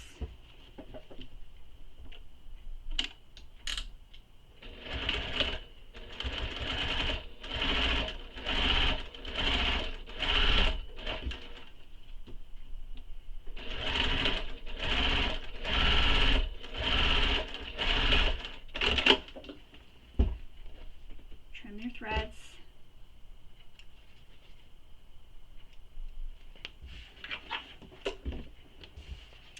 And that's how those look so far. Now we need to take back these completed exterior panels, these exterior side panels, and lay the bottom one, so this is the bottom, so you want that to stay facing right sides up, and lay the completed one with the strap connector on top so that it is right sides up. So the right side of this one that we just constructed with the top piece is right side up, and then the piece with the connector is also right sides up. So you'll see my lining is touching the pretty side of that one. We're going to pin this in place, so line up your center marks.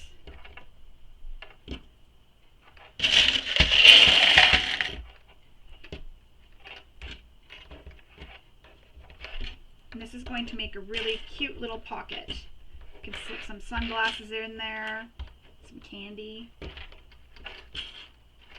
pack of gum. So same thing, that panel that we just completed and put this lining top on, we're going to, or not lining top, sorry, the top side panel, we're going to place them so that they're both right sides up on top of each other. Line up the center marks, pin it all the way around. Oops. And then we're going to baste the edges together.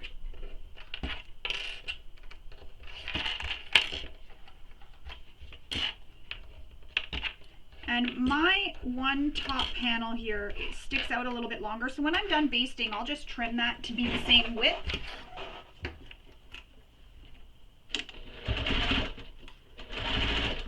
So baste it all the way around, and you can just go right on top of the previous basting stitches you made earlier.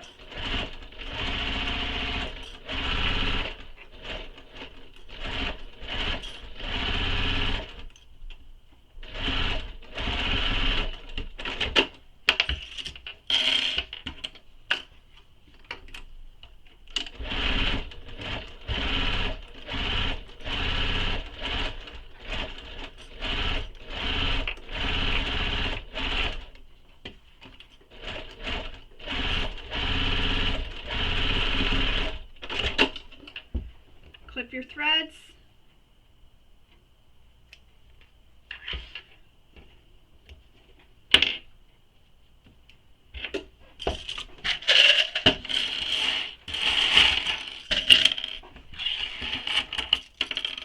And then I'm just going to trim those sides even because one side is a little bit more stretched out than the other. And that's okay. I'm just trimming it down to be even.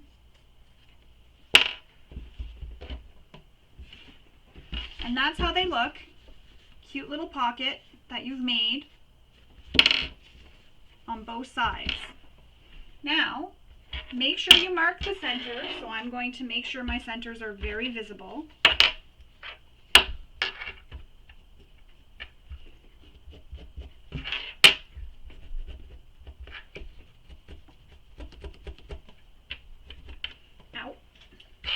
So mark the centers of, this is called DE now, and the center of your side accent pieces too. So you'll have these two long pieces, and these are your side accent piece. And I put SAP so that I would know that it was my side accent piece. So mark the centers of those as well. Now we need just to have one of these right now. We're going to place the side panel, so DE, right sides up, and this side accent piece right sides down against the right side of the DE piece. Line up the center mark.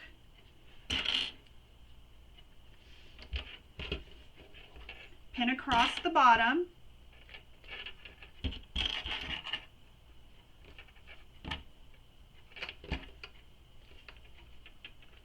And then after I get it pinned, I'm going to clip small clips into the seam allowance on these curves. Now, she does mention to do it now, but I'm going to wait until I have it all clipped, just to get it all done at the same time. But you can clip now, make snips, and you just want to make snips into the seam allowance all the way around. Don't go any further than the seam allowance, so just not quite the whole seam allowance. Now, you'll notice that you'll have some overhanging. That's okay. We will take care of that later.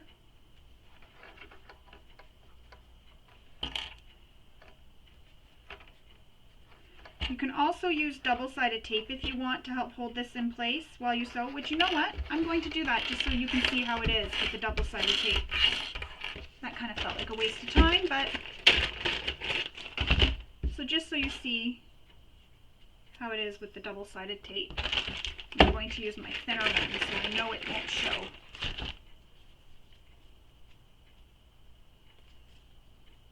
So double-sided tape, I'm going to go all the way around.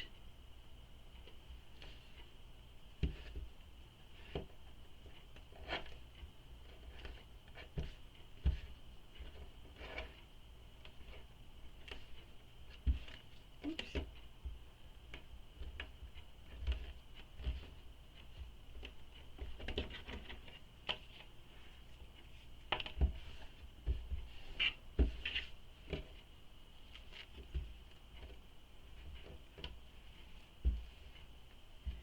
So there's the double-sided tape. Now I'm going to line up those center marks again. Place some clips as I'm lining up the center mark. So I'm still wanting to use clips to help hold these in place. A little bit of extra security. But as you can see, the tape is holding this in place for me. It's not shifting at all. Once I get it stuck down, the tape holds it in place. So you'll see it holds it in place. But I like having the clips for extra security.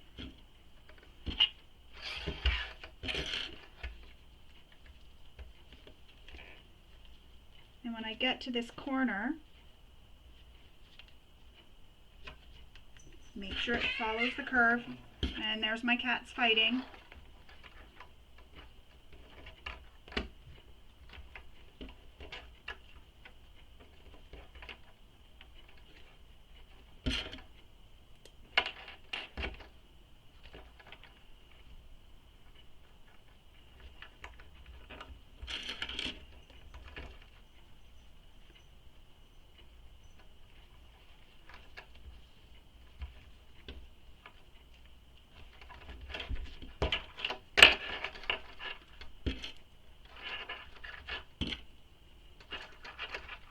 For some reason that side was a little bit harder for me than the other side.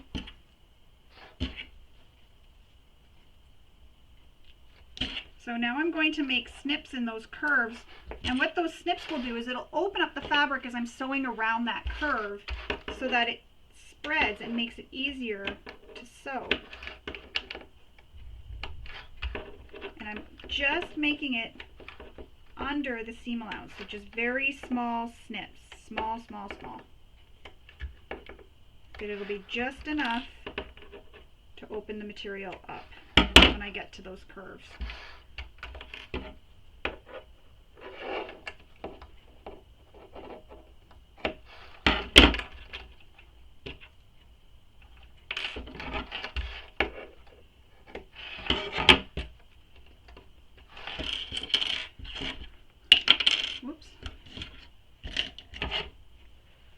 Now we're going to sew this all the way around using the seam allowance given in the pattern. And you don't need to sew where this overhang is, so start where the overhang, start at the bottom where the side panel, at the top of where the side panel starts. Return your stitch length back to a stitch length you use for sewing your bags.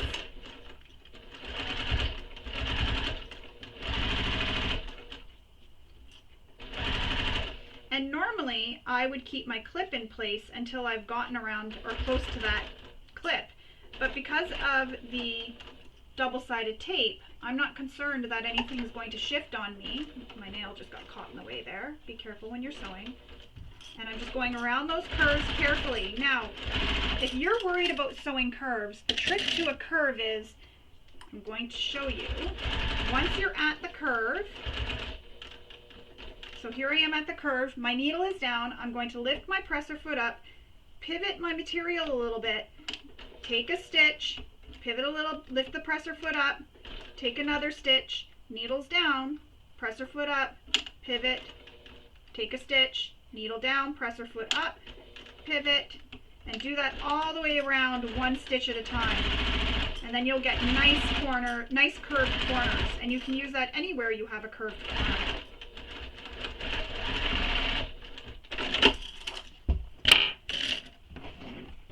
Now I'm going to trim this even with the side panel.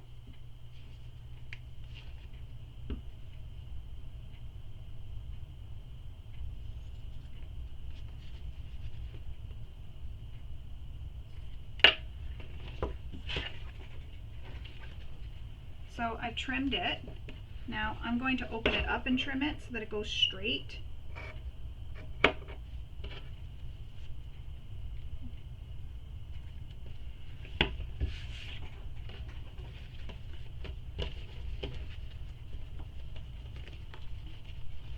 And if you have any area where there is a pleat or anything, sometimes I can just smooth it out with my nail between the stitch. So like I just did there. So that smooths it out between the stitch. Sometimes I can do that, sometimes I can't. But if it was really bad and it's really bugging you, you can undo the stitches just past and just before, back stitch and stitch again back over it. So here, I've just smoothed it out between the stitch as much as I can. But it's pretty small, it's not going to be as noticeable when you have the bag completed. So that's how you do that one, and I'm going to show you how to now attach one side to your panel here with the mains and the base, and then I will go off camera and I will sew my second side panel. So to attach this, you're going to place the side panel so it is wrong sides up, so it'll be pretty sides against the pretty side of the base panel, so right sides together. And remember, we have on this side accent piece a center mark. You're going to line that up with the center mark on your base here at the side. And that's why all these center markings were very important. Clip it all the way across.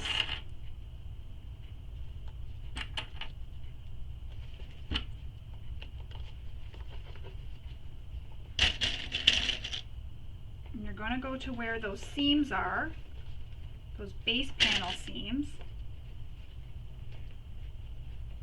And make sure that seam is open. So if you were like me, you might have stitched it so it's open. That's why I did that, so that that would stay open when I'm sewing this.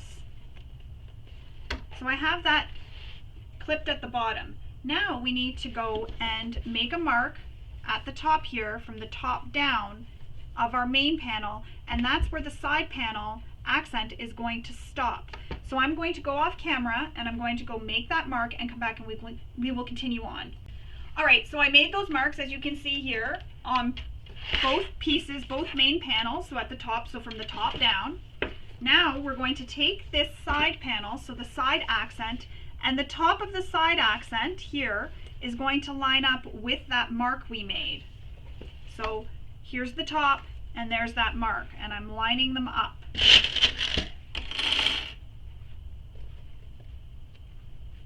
Pin it in place, and then you can clip the rest of the way.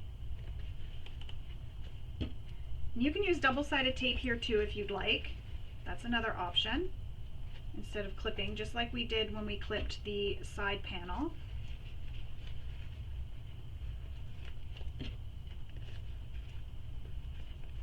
You can already tell this is fitting like a glove. It's nice. I love when things just fit beautifully. So again, side accent, the top of the side accent with that mark we made.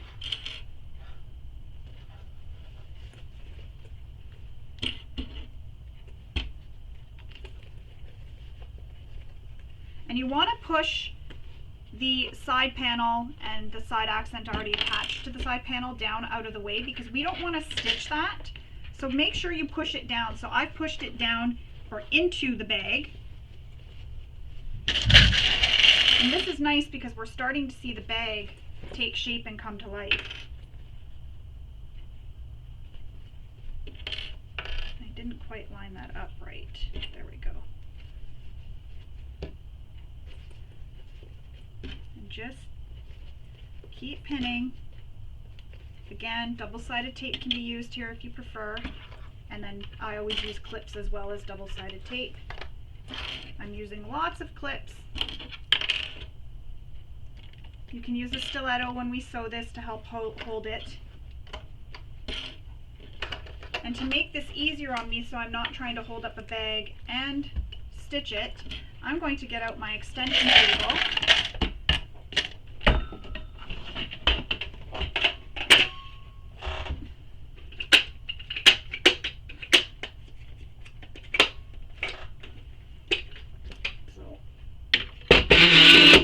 I'm going to use this to help hold the bag up, because it would be hard for me to hold it up in the air. Naturally it wants to go off.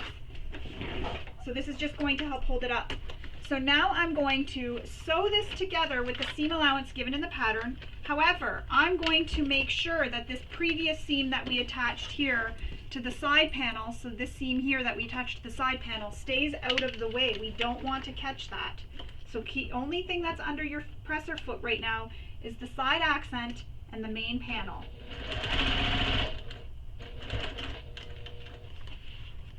And this is going to be something that's going to want to take your time with. Don't remove your clips until it presser foot touches them.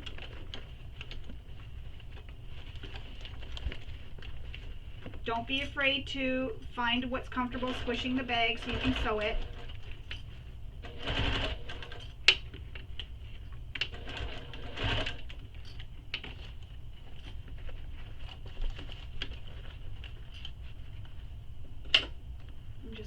Push that side accent out of the way where the side and the side accent are sewn together. Again, don't be afraid to squish things right now. Squish it up to get it under the presser foot and get this sewn.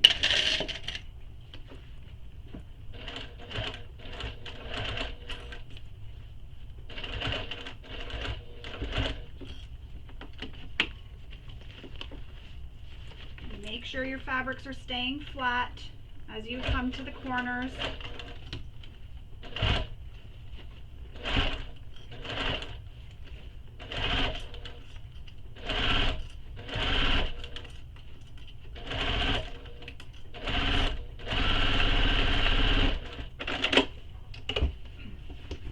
going to turn this right sides out just to show you how it's looking so far. So that's how it's looking so far. It's beautiful, I love it. Just a nice little extra touch of color to the side there. And you can just check it to make sure it looks how you want it to look, which it's perfect to me. So now I'm going to sew the other side. So I'll go off camera so you don't have to sit and watch that. And I'll sew the other side in the same manner that we sewed this side. So I'll need to remove my extension table for the first part. So again, you're attaching your side accent to your side panel. And then once you have that attached, you're then going to take this whole piece and attach it to your panel here with the base and your mains. And don't forget to make those marks down from the top to line up the top of the side panel accent piece. So I'm going to go do that now, and I'll come back and we will continue with constructing our bag. So I've attached the second side panel and side accent piece. So that's how the bag is looking so far. Super cute. I really like it. Imagine it when we have the handles on. So I'm just going to show you with the handle. One handle. And oops. And put a clip. And the other handle. Look how cute that is. Oh my gosh. I love it. I love this little bag. It's so cute. It's too small for the type of bag I would use, but this is a really cute bag if you wanted to make it super dressy though, or casual, and you know, use it for when you go on an outing. Or my daughter, this would be a good size for her probably. Anyways, so I'm going to stick this off to the side for now. We're going to move on to making our flap. And for our flap, we need our two flap pieces. And one flap piece I cut, so I fussy cut these again. So this is the flap, that's the exterior, and when we flip it open, there's my lining. So I fussy cut my pieces so that the squirrels would be facing the correct way when the flap is either closed or open. So on your flap, you need the exterior one. There's a mark you need to make, and the measurement is given in the pattern, but it's also on your pattern piece. So you can refer to your pattern piece for this. So we're going to need our seam ripper, some fray stop or fray check, and some duct tape. So what we're going to do is the same thing we did to install our purse feet. Use your washer to make the marks for the prongs. And I need this back because we only need the male end right now. And I also have an extra piece of interfacing that I'm going to put behind the washer. So now using my seam ripper, and this is what I was mentioning earlier, if you want, and you're nervous about cutting too far, take one of your pins and place it just above where those marks are made. So when you cut your slits, you don't go any further, because see, that pin is stopping me from going any further because that pin is there and it's acting as a barrier to stop me from pushing too far. Now I'm going to put some fray stop where I made those marks, just to seal that off. Now I will push the male end of the snap through those slits I made. My interfacing, I need to cut the slits.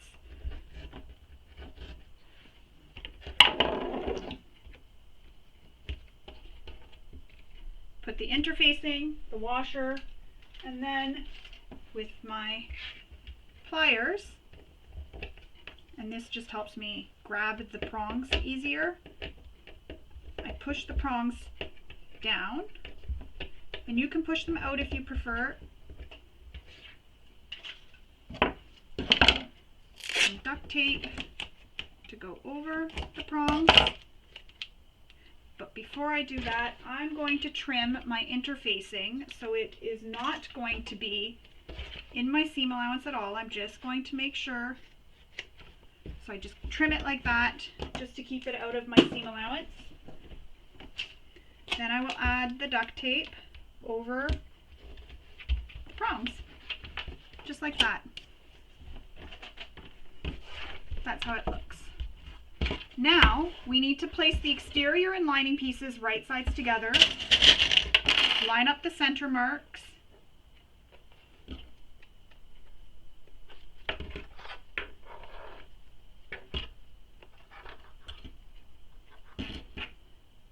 And we're going to sew the sides and bottom curved edge only using the seam allowance given in the pattern. You leave this top straight edge unsewn so we can turn it right sides out, and then that gets buried later in the seam allowance of the bag.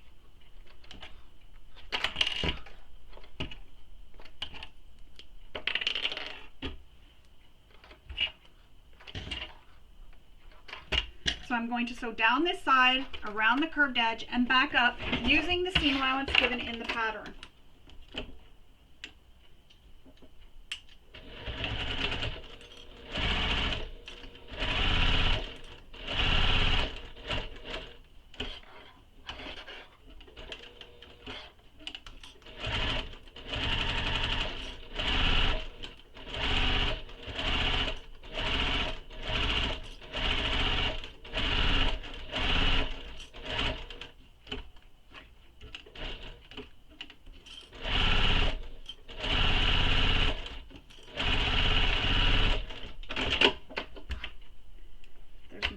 Threads I can't see. There they are. So now we're going to trim the seam allowances just on this edge here, and you can use pinking shears.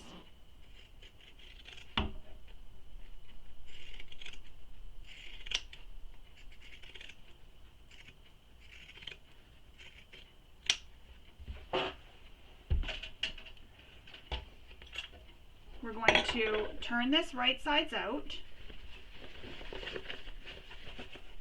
all the way across, or not all the way across, all the way, and then use your turning tool all the way across and go across the seam just to help push out that seam.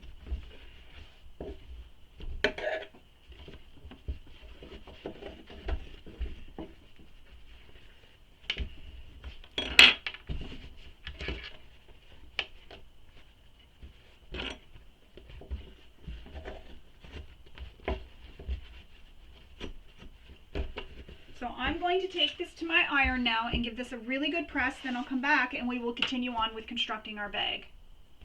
So I've given it a really good press. I'm going to add some clips to the top edge here, just to help hold it together, because we're going to top stitch all the way around and we're going to top stitch that turning hole closed as well. And it seems a bit backwards because I was looking at this and I was like, oh no, I installed my magnetic snap on my lining, but the magnetic snap is on your exterior. I was confused for a moment there while I was pressing.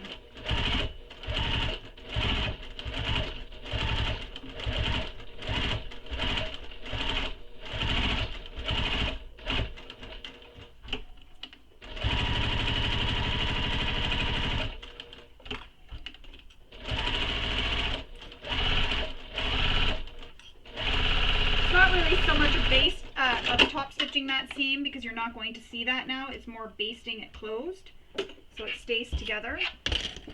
So there's my exterior flap and there's my lining when you open it up. So this is going to be in the bag. You open it up. So there's the flap. Now we need to take our lining piece, so the lining bottoms, and our, what are these ones called? These are the lining top piece H. So we need these. I just wanted to make sure I was calling them the right pieces. So we only need one of each at this moment. So take your lining top, and wherever your top is, make sure it's at the top. And you're going to take your flap, and you want to find the center mark of your flap. And just within the seam allowance, I've made the mark. And you want to find the center mark of your lining as well. So make sure your lining is marked with the centers. You can do this by folding them in half. And I had already made my measurements.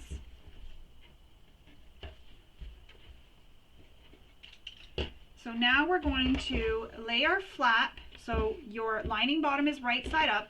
You're going to place your flap with the exterior right side up. So the lining side is going to be against the lining bottom. line up that center mark. And I'm just going to put a pin there for now, or a clip. Just like that, just for now.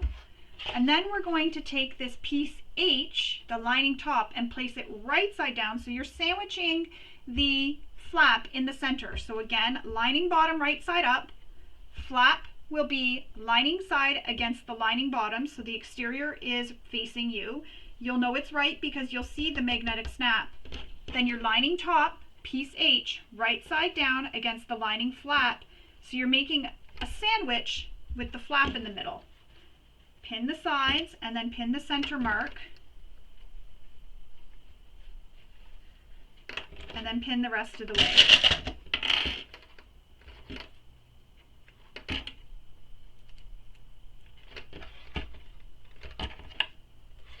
Just like that. Now we're going to sew this with the seam allowance given in the pattern.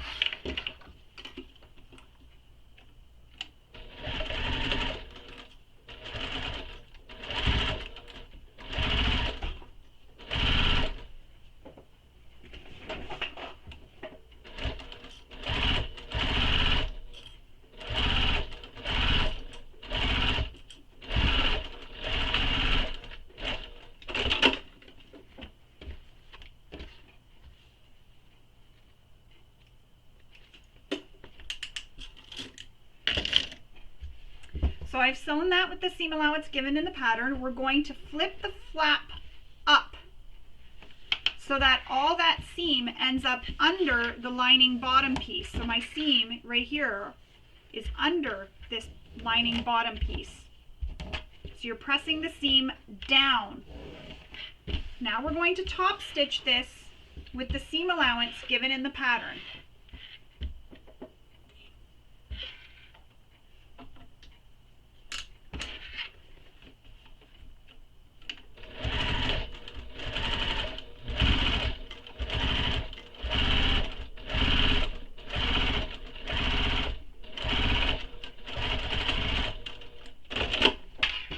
There's that one done. Now we're going to repeat that for the second lining panel and lining bottom, sorry, and lining top panel. So line up the center marks. This time there is no flap in the center of these, so it's just lining bottom right side up, lining top right sides down, so pretty sides touching. Line up the tops, line up the sides, line up the centers, and stitch this with the seam allowance given in the pattern all the way across.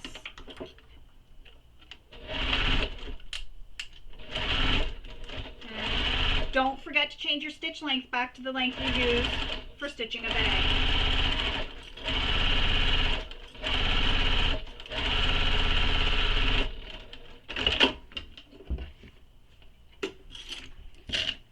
Again, press that seam down. So what I like to do when I'm pressing a seam down, sometimes I'll flip it so that the seam that's going to be pressed down is going to be on this side, and flip it down, and that just makes it easier because now I'm just forcing it that way rather than fighting with this to push it down, flipping it, fighting. This just makes it easier. Hope that makes sense. If you're using materials that you can press, go ahead and take this to your iron to press it. Now I'm going to top stitch that seam.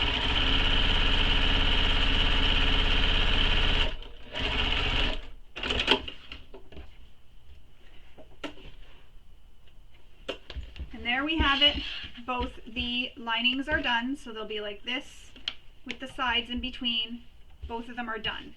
We're going to put these to the side for now, and we're going to work on making one of our pockets. So we have this pocket here, and this is called the interior pocket, and I'm calling it a zip pocket because this is the pocket we can turn into a zipper pocket, so I need my zipper after. So first you'll want to take this and make the marks that are given in the pattern for the box you need to draw on this. And I've already gone ahead and done that. I've already drawn the box. So I've already gone ahead and done that. Now that I've had that box done, we're going to take this and we're going to center it. So fold your lining in half to find the center, and I just finger press it. And same thing with my zipper pocket. Fold it in half, or as it's called in the pattern, the interior pocket. Fold it in half, line up those centers, so the folds, and you're going to be placing this pocket piece with the seam at the top here of the lining. So where that seam is right here of the lining, you're placing that right straight across that seam. You're lining it right up with that seam. So centered and right with that seam where we stitched the flap and lining top together. But make sure everything is centered. Take some pins, pin it in place.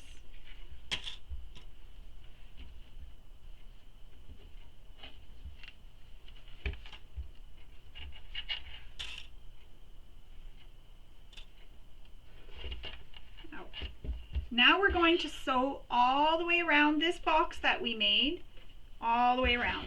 And you can use a slightly smaller stitch length than you normally would use for constructing a bag. So start in the corner and don't forget to back stitch.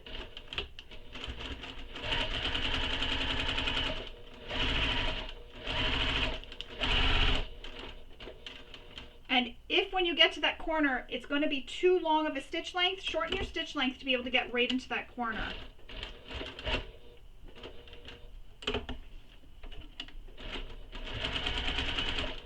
Also, if you're worried about angled stitches in the corner, reduce your stitch length when you get to the corner. Take one stitch, so reduce it to 0. Take one stitch, return your stitch length back to your regular stitch length, and then continue sewing, and do that in each corner. And that way there, so right here, reduce my stitch length, take one stitch, return my stitch length back to the length I was using, turn the corner, and continue sewing, and then I'm back stitching because I'm where we are, where we need to back stitch. Now I'm just removing my pins. The next step is to draw a line down the center and make a V going into each of these corners. And I'm not going to draw that, I'm just going to go ahead and cut that with my seam ripper first. I'll get it started with my seam ripper. Then I'm going to use my scissors to cut down to where I want the V to be. And then I'm going to cut into the corners carefully so that I don't snip those stitches in the corner. And if you do, not to worry, just do as I mentioned before, which is stitch back over your stitches. So say I just cut my stitches there, and I can look on the back side and I can see too if I've cut any stitches. It would show right here, right now. So say I cut my stitches here in this corner. I would start back here, back stitch right over my previous stitches, stitch all the way up that side and back over and back stitch here, and that'll just lock the stitches in on both sides and re-stitch that opening for you. Now I'm going to press these pocket pieces first. I like to always press all the way around, just with my nail, just to sort of have it have a memory for which way it's going to go. Push it through to the wrong side so that it is wrong sides touching. So you'll see your pocket, when you look at the wrong side of your lining right now, you'll see the pocket, right side of the pocket, because when we look through, that's what you want to see, is the right side of your pocket. So now I'm going to take this to my iron, I'm going to give it a really good press, and then we'll come back and we will continue on, and I will show you how to make this without the zipper, and I'll show you how to do it with the zipper. Alright, so I've pressed that pocket really well. Now this is where you have a couple of options. So you can add it and make a zipper pocket, or you can just top stitch around this entire opening here, so all the way around, and then once you do that, you'll continue on with after I add the zipper. So first, top stitch around this, and now I'm going to show you how to add the zipper so I don't confuse anybody. So after I add the zipper, the construction will be the same. So to add the zipper, if you're choosing to add a zipper, grab your zipper, add some double-sided tape to it. I'm going to measure this within this zipper hole so I know where I need to put the tape, and I want it centered. I don't want to put the zipper tape all the way across because it'll stick to my lining panel, so I'll go a little bit past though.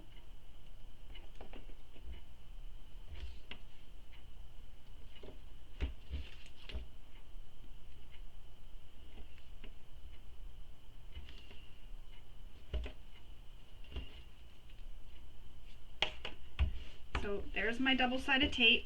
Remove the paper backing from both edges. And my zippers like to stick to the tape. So this is where you can decide which way you want your zipper to close. Center this in the opening. Push it down because you're using double-sided tape. That'll hold it.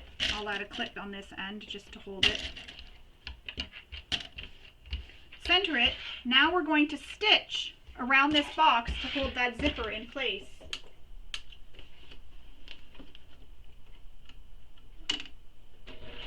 And if you don't want any back stitching, you can do what we did for the handles and the top connectors. You can leave long tails, pull it through to the back and tie it off.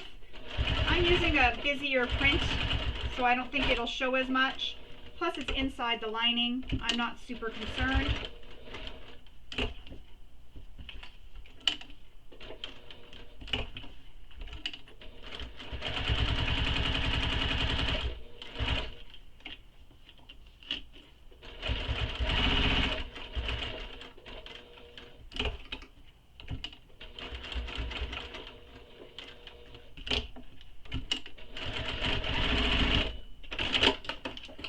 Cut your threads. And I'm going to trim my zipper after I sew the sides of this pocket, just so that they're even with the sides of the pocket. So this is where your construction is the same whether you've put the zipper in or you haven't. You're going to take these sides and bring the short edge up to meet the short edge at the top here of your pocket. Clip it along the top.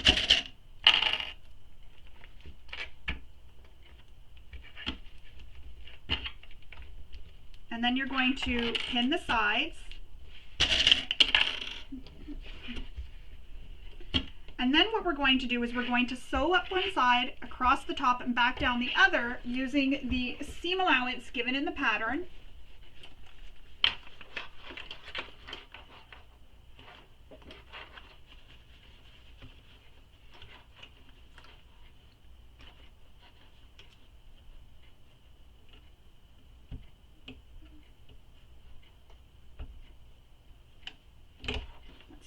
I gotta go the other way if I want to go up.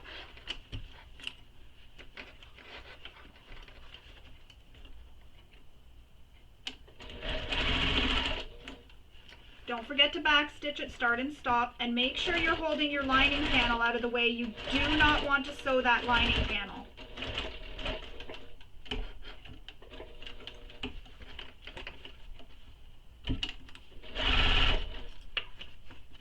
And if you're finding it really hard to get past all of this because there's a little bit of bulk, you can use a zipper foot. That will definitely help get past all that bulk here, up here at the top.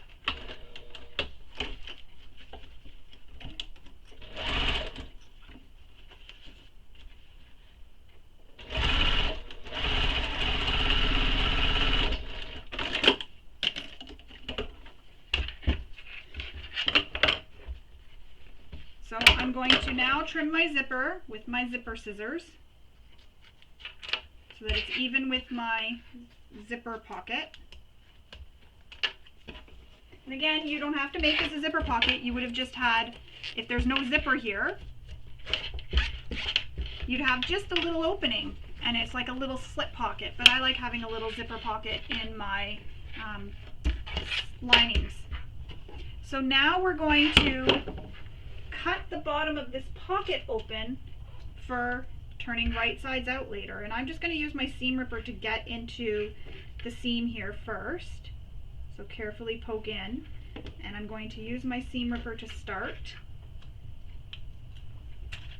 And then I will take this and use my scissors to cut the rest of the way. Just like that. And now I've got the opening in the bottom of my zipper pocket. See? And I got a little zipper pocket when we look in, or a little slip pocket, whichever you prefer. If you've made this a zipper pocket, at least leave the zipper open about halfway or all the way, whatever you prefer, but at least so you have that. Now we need to grab the other lining panel and we need to make the mark for our magnetic snap, the final side of the magnetic snap. Where you're going to put this is on the lining panel, so the one without the flap. It's going to be centered right below the top stitching. And I can see where the center is. I'm also going to fold this in half just to make sure. I can see where the center is, so it's just going to be below the top stitching. So you know your top stitching when you're on the back, if you're like me, is this second row of stitching here.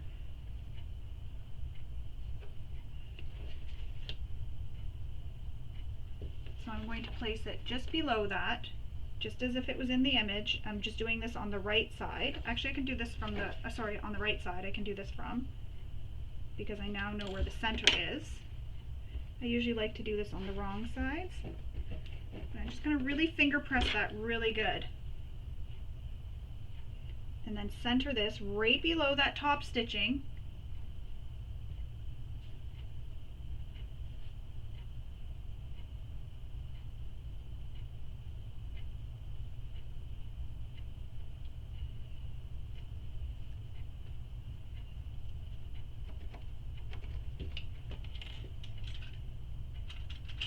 Seam ripper.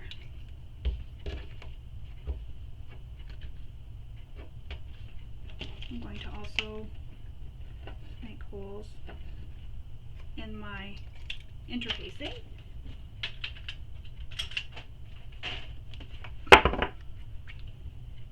Brace stop. I'm running out of this. I'm going to need to get more, I think. Insert the female half of the snap through the slits you just made. Add your interfacing.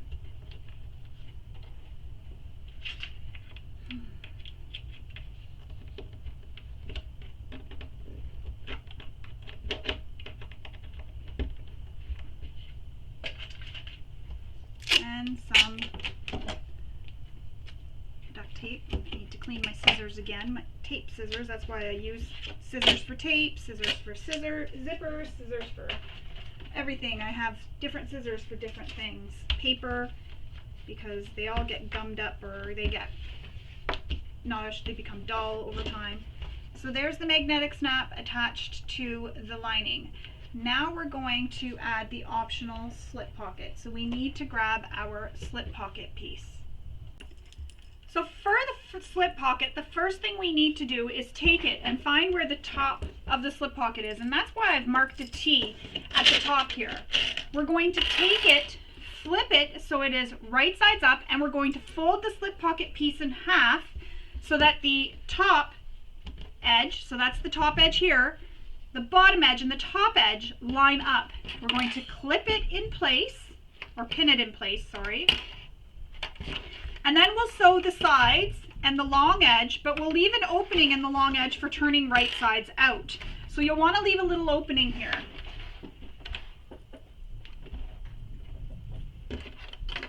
So sew this with the seam allowance given in the pattern.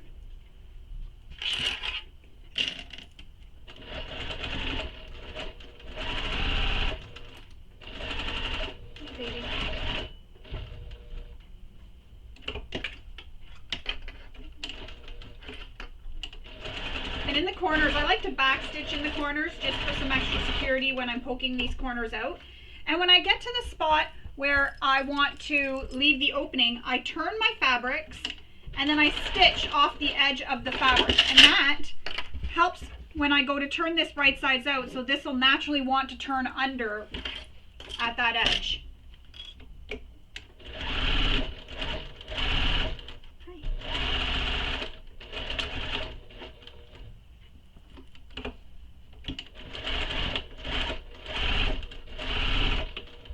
So I'm where I want to leave the opening, and I just backstitch off the edge. Now I'm going to trim my corners. So just snip the corners to reduce the bulk.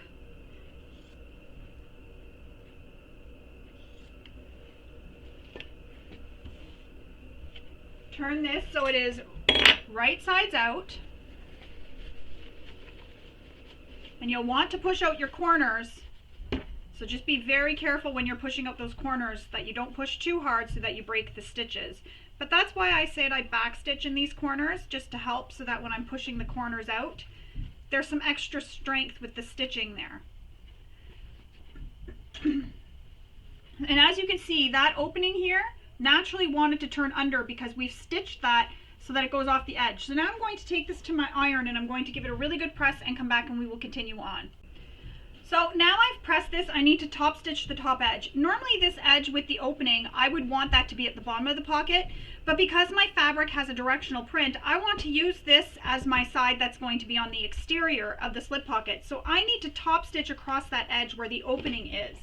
Normally I wouldn't, and that would be at the bottom of the pocket. So when I stitch across, when I'm stitching it to the bag, that would close up that opening. But again, I have this directional print, so I want to make sure it's facing the right way. And she's going to get comfortable right here. Hi. Want to shake a paw? Shake a paw?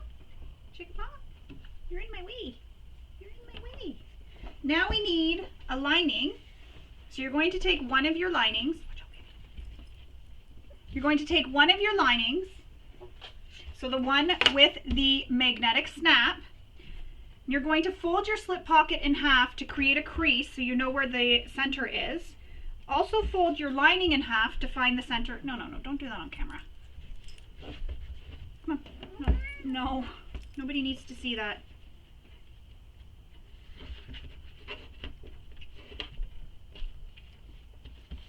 And we're going to line up the top edge of this slip pocket just underneath the magnetic snap. You see yourself? So center it.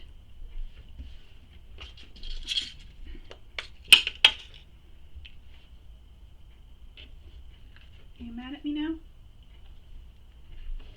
Get it centered on the panel, and it's going to be right underneath that magnetic snap.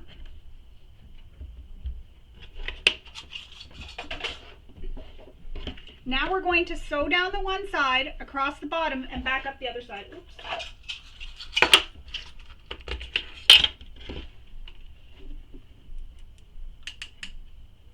Make sure you top stitch or you back stitch well at the top of this pocket and both the top sides of the pocket, because that's going to have a lot of stress from opening and closing the pocket, from putting items inside it. So we want to make sure we stitch that well.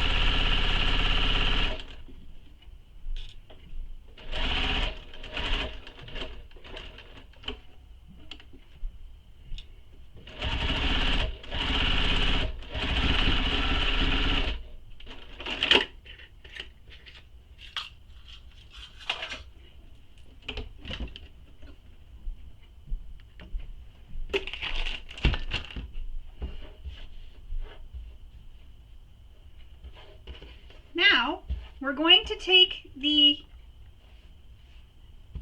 panels and we're going to repeat the same step as we did with the exterior, and we're going to put the lining bottom onto one of our lining completed panel pieces.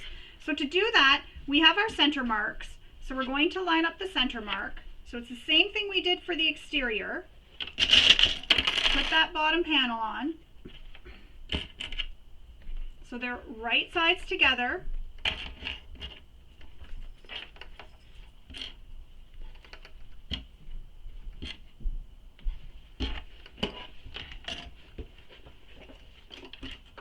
And sew this with the seam allowance given in the pattern. Now make sure your pocket is out of the way. You don't want to sew over that pocket.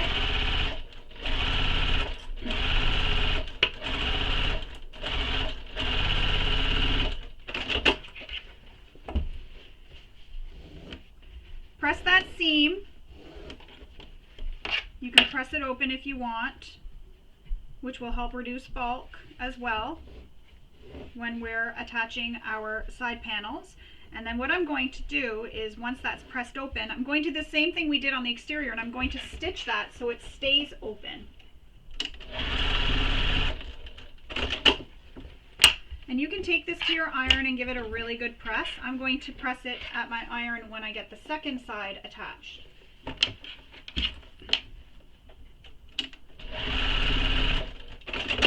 And I'll clip my threads then too. So now I need to attach the side with my slip pocket. So line up the center marks. And we have our slip pocket here, which could potentially be in the way of our presser foot. So what I'm going to do is I'm going to switch out to my zipper foot so I can get as close to that zipper pocket without sewing over it at all. So I can feel the edge here, and it should be out of the seam allowance.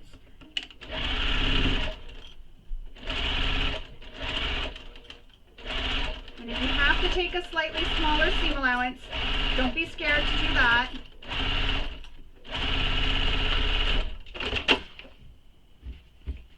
So I was able to get right past that pocket without hitting it. So I'm just pressing that seam allowance open here, stitching it open to hold it open. Oops. And then I'm going to go to my iron and give it a really good press to press that open, just to make sure it's nicely pressed for when we have the bag completed. But first, trim all your threads, any threads that are left from stitching. You don't want them to poke through later. So I'm going to go give this a press and come right back. Alright, so I have pressed those seams open, so I don't have to worry about that later. They're nicely pressed. You can snap your snap together, and you can actually see how the bag is sort of taking shape. So your flap will be like this over top of the bag, and you'll look down and you'll see your flap. So now we're going to take our side panels. So these are side lining panel piece G. And I stuck my presser foot in there when I changed it.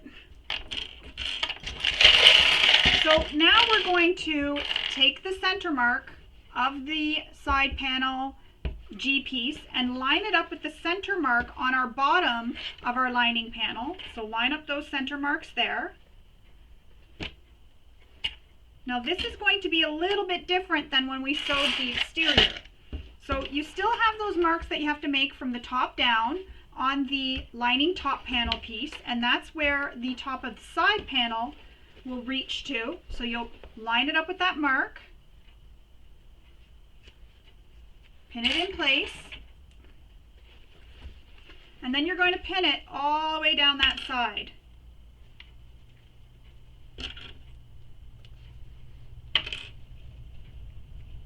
You just want to make sure everything's nice and even.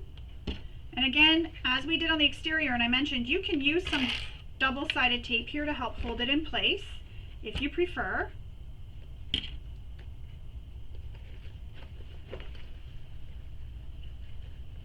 And there's going to be this extra fabric here. See this, how I have this, I don't know if it's easy to see.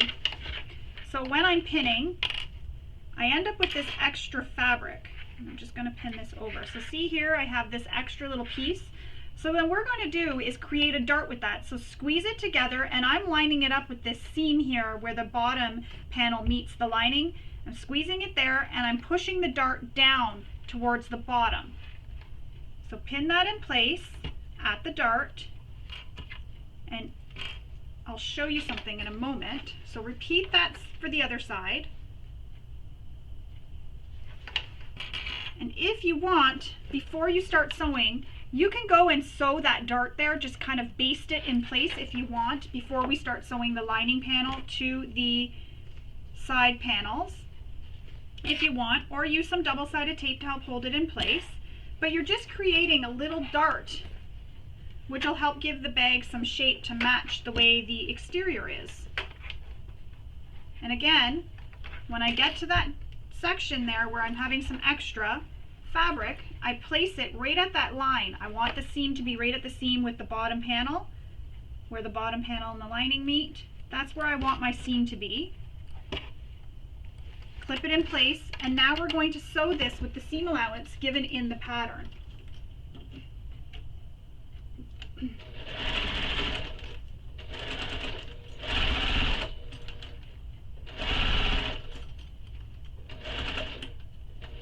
I'm coming close to the dart. I'm going to leave my clip there.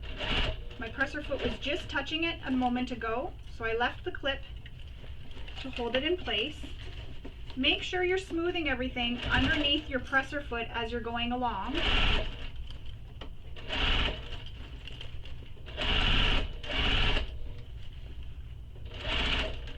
So I'm coming back up to that dart, and naturally when you're coming up to the dart, so if I'm sewing along and I'm coming up to that dart, my presser foot wants to push this dart this way.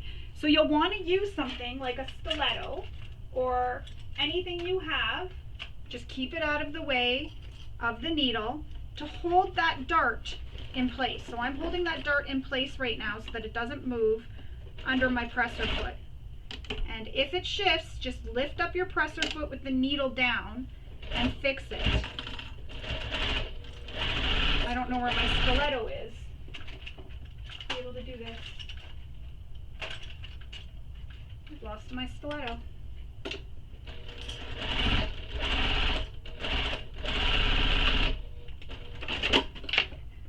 Back stitch,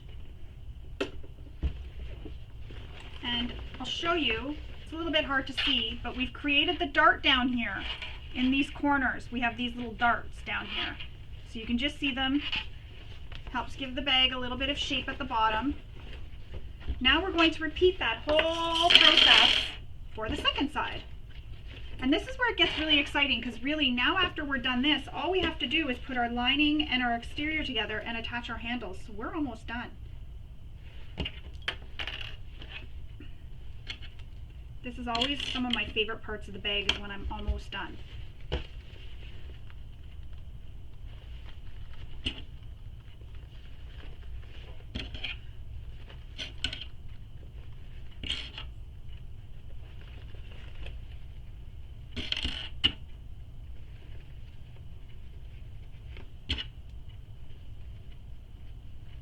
So remember that dart that we want to make, we want it to be so we're pushing the material towards the bottom of the panel.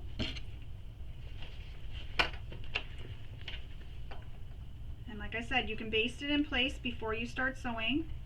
You can use some double-sided tape, whichever you prefer, to help hold it in place. I just start sewing and hold on to it.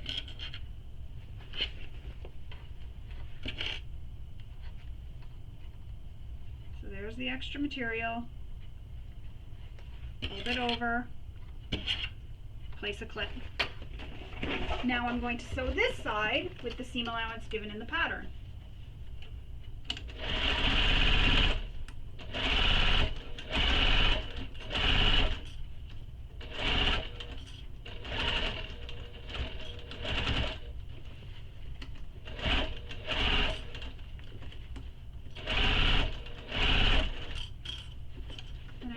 This other dart coming up here,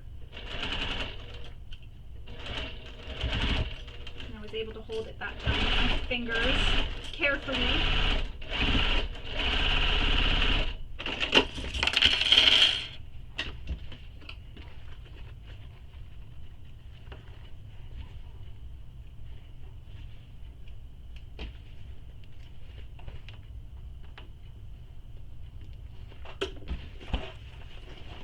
So there's the lining of the bag. We have our cute little darts in the corners. Now we need to finish the bag. So you're going to place the completed lining and exterior right sides together, and you want to match up the center marks. Now, the other thing you want to do is make sure your flap is down inside the lining of the bag.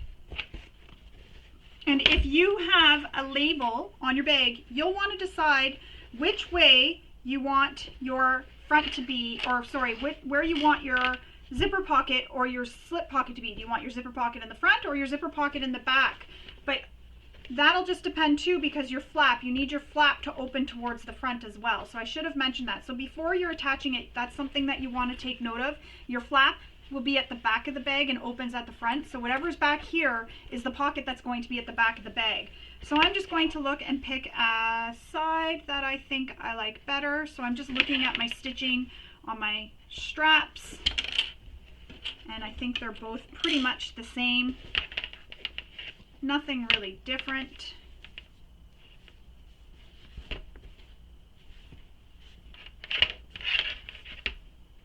I'm going to go with this because this squirrel is the same as the squirrels on my sides. So I'm going to go with that as the back and the other one as the front.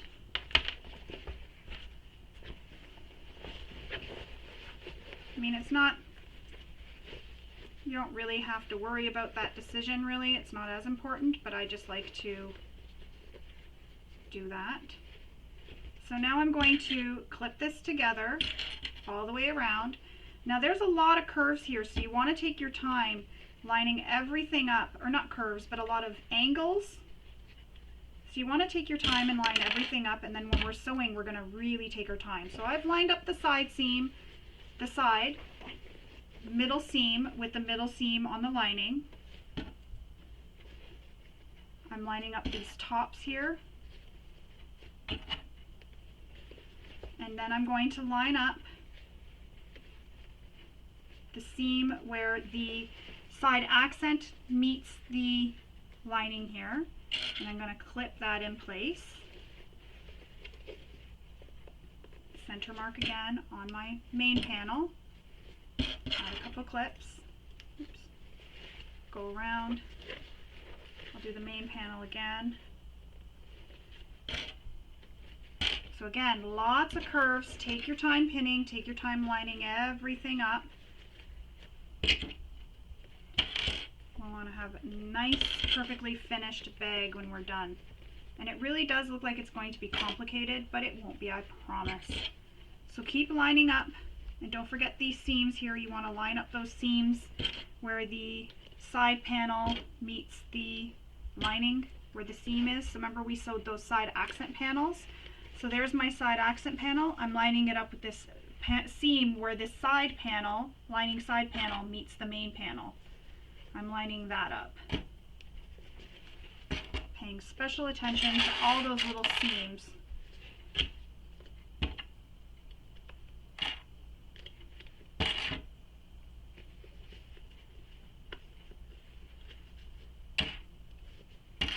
You can use a zipper foot for this if you'd like. The other thing I wanted to mention, make sure your D-rings are well out of the way so you don't accidentally hit them.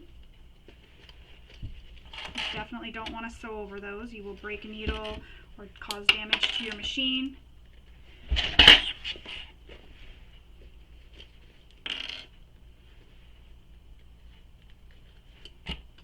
Or if not damage to your machine, you could potentially hurt yourself as well. So you want to be very careful.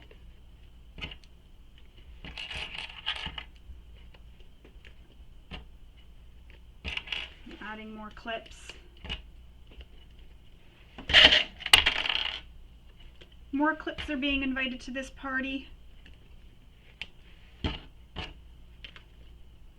Alright, so I think we've got a lot of clips. Just grabbing my extension table so that I don't have to try and hold this up myself as I'm sewing. And now I'm going to sew around the entire edge of the bag with the seam allowance given in the pattern. So when you're done, when you're sewing, don't be afraid to squish the bag anywhere you need to get it around, because it's not we're not done. We can press it when we're done to get it all pressed all nice. So don't be afraid to squish the bag down. Make sure your zipper pocket as well isn't up like this. You want to make sure it's staying down. So I like to start on that side and I'll hold it down. And I'm just going to start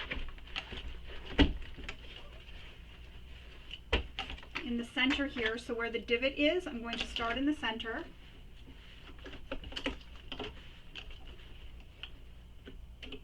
And if you're nervous about sewing this with an accurate seam allowance, you can draw the seam allowance onto your panels and just stitch right along that seam allowance that you've drawn. Take your time going around these curves.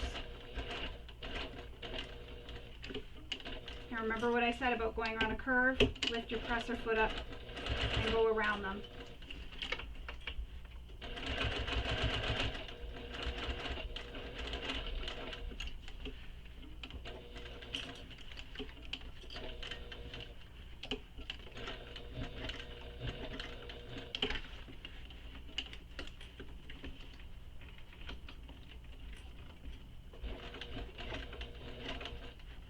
Use a stiletto to help you hold all your seams that you need to hold.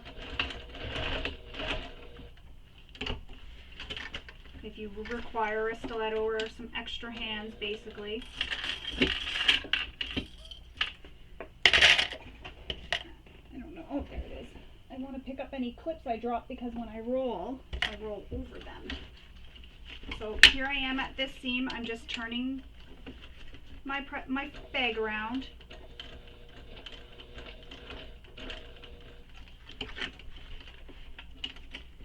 There's that D-ring, so I'm pushing the D-ring out of the way so I don't go near it. And I kind of just did a little back stitch there just to have some extra security in that corner.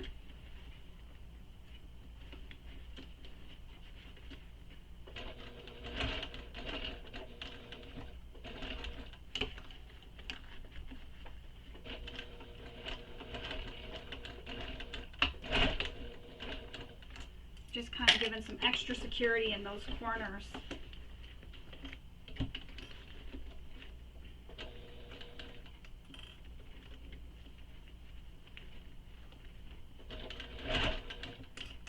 And when I'm coming up to where those side seams are, so remember we did those side accents, whatever way I pressed it, I'm going to make sure they press all the same way all the way around. So right now I'm pushing that so that it's going towards this lining panel here instead of going towards the side.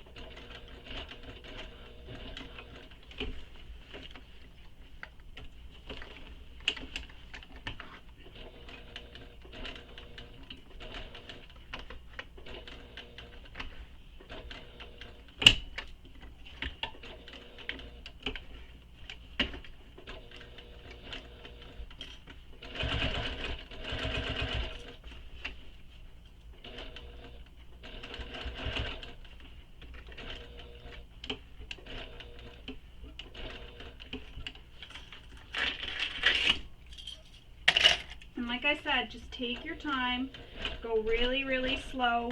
You don't need to rush this part. This part is really important. Just like when we go to top stitch the bag, just take your time, go really, really slow.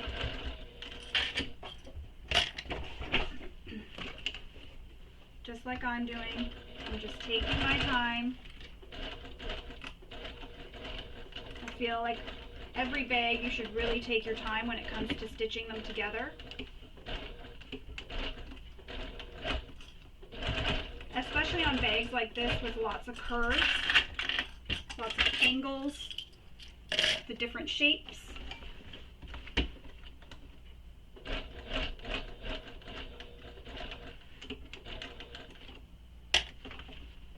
And you'll notice I'm kind of pulling on my bag and I'm squishing my bag up.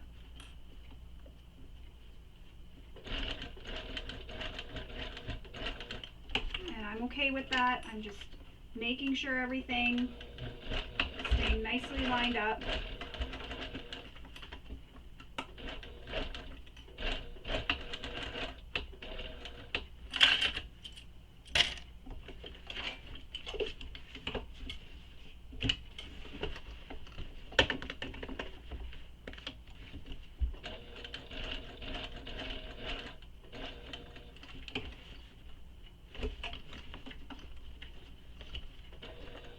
Oops. Find out where that was.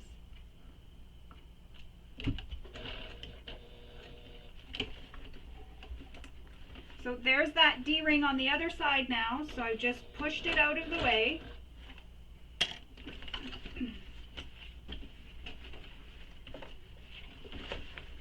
Squishing my bag.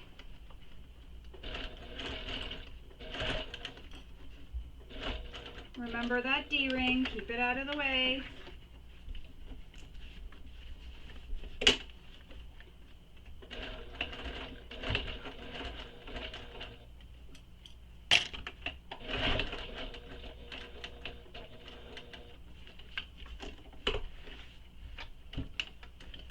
there's that seam again for the side accent. So I'm making sure it's pushed the same way.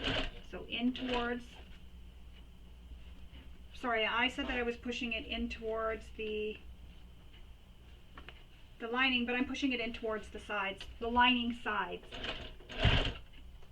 All the seams are being pushed that way.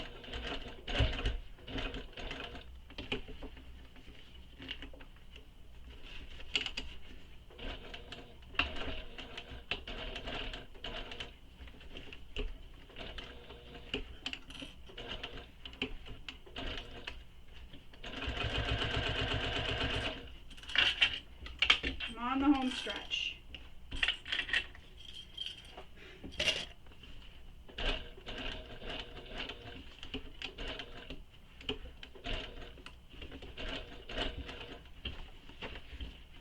So just making sure that zipper pocket was out of the way.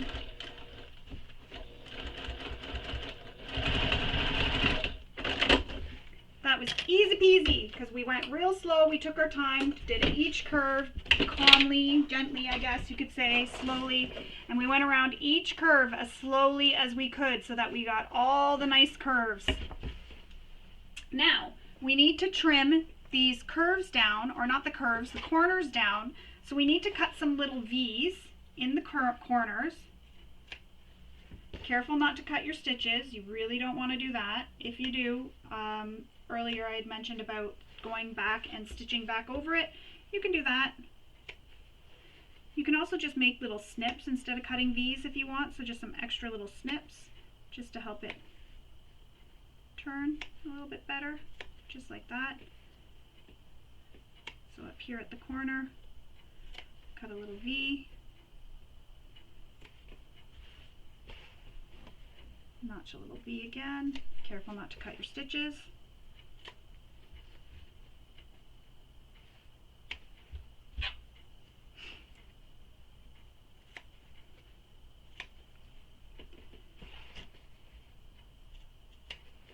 In the corners. This is really one of the longer parts. You're going to make sure you have to cut everything so that we can turn this out nicely.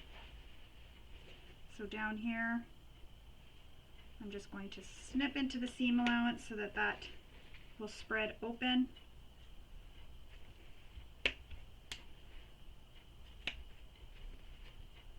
Remove some of the bulk.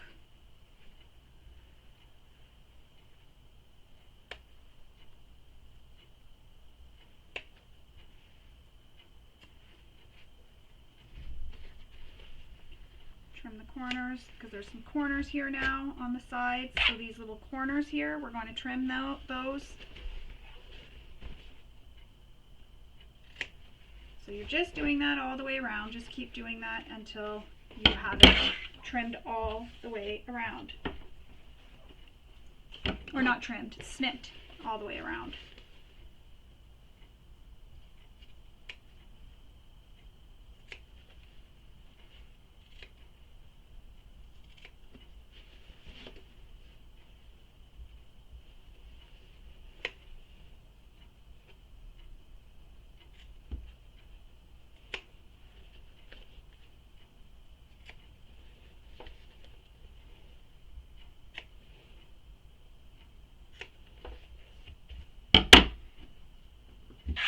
All these little pieces flying everywhere.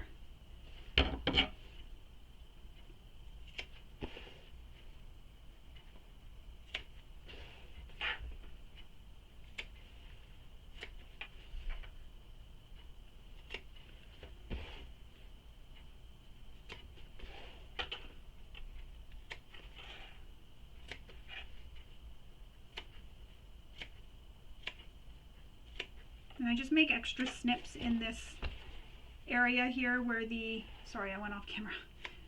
In this little area here along, I just make little snips. That'll just help that turn out as well. You can make snips really all along all the panel like that if you prefer. Now I don't know where I was. Oh yes, right here. So now I'm back in this corner.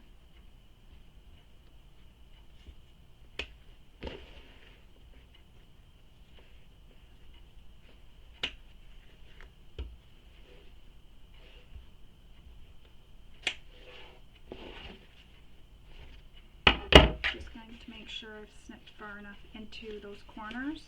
Yeah. Okay.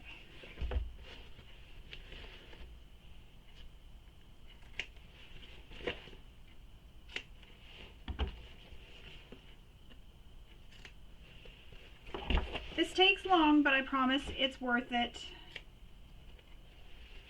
If you don't want to watch this part, you could fast forward if you'd prefer. I know this is kind of boring watching me just make all these little snips. But the nice thing about it is if you're behind right now, you could be letting this play, and then you can maybe catch up, and then if you can't catch up, you can just pause it when you get to this part where you start snipping.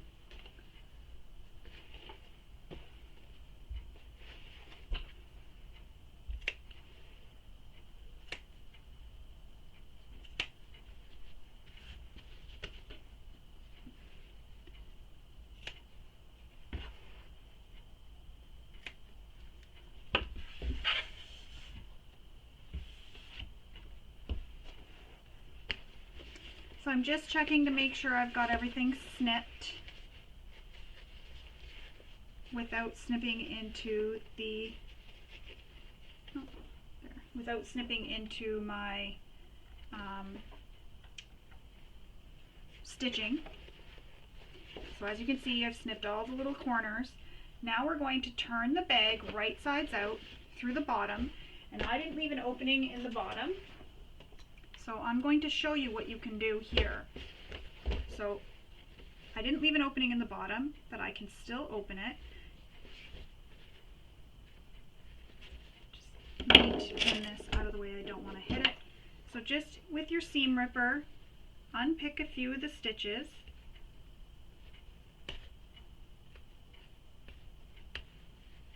And that'll open that up, and then you can just run your seam ripper across the seam, if it allows me, without ripping my threads. And then what I'm going to do is I'm also going to tack right before where I open the stitching, just to help lock those stitches in. I always forget to leave an opening in my bottom sometimes. Not always, I guess that means sometimes. When I'm not filming, I always forget.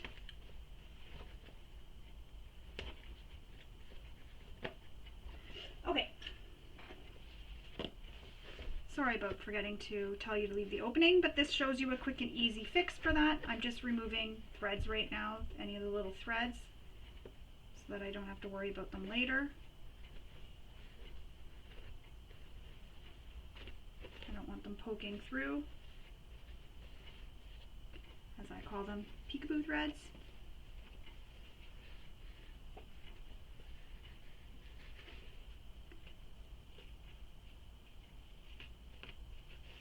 Alright, so now that we have that, what I'm going to do is, as I mentioned, where I started opening back up the seam, I'm going to stitch back over that so that I don't accidentally tear this open too much. And I'm just going to pull my exterior out of the way.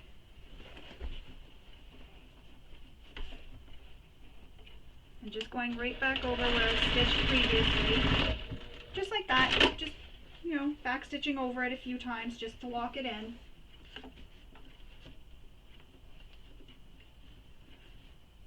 The one good thing about forgetting is I was able to press that opening nicely. So now when I go to stitch this together from the other side, or from when we pull it through, I'll be able to see exactly where I need to stitch. So now we need to pull this through. So being careful, and I like to push, not pull. I don't want to pull any threads or anything. I like to pull it through, push it through carefully.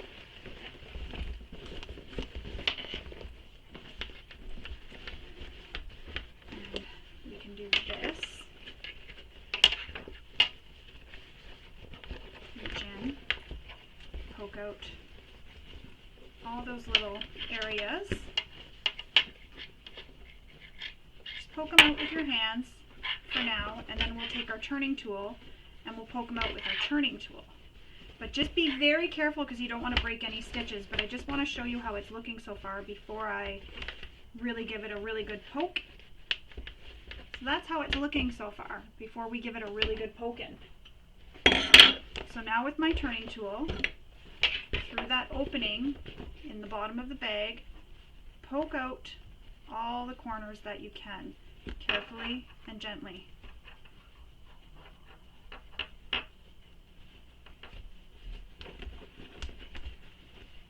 Remember, some of your corners or some of your edges are rounded, so you've got to remember which ones are rounded. Like this one here is rounded.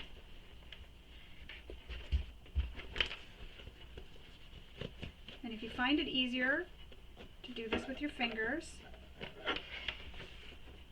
because sometimes they don't want to poke out.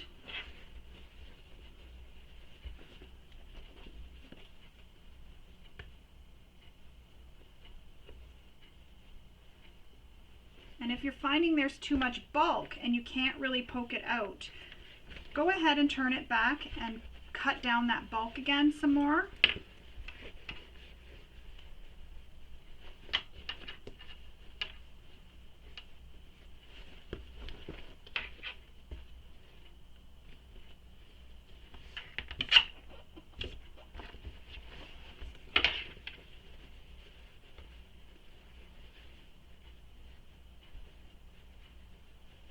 And I'm just being as careful as I can when I'm poking out these corners here,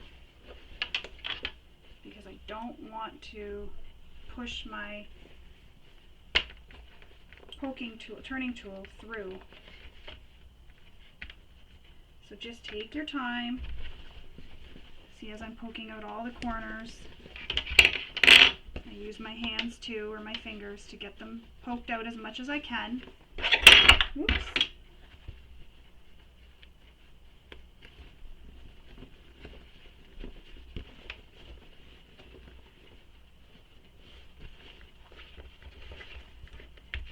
My turning tool is in the bag somewhere and I couldn't find it. So I just keep checking as I'm going along to make sure everything's looking good. So far everything's looking good. It's looking how I want it to. Around this side so far. Let's keep going.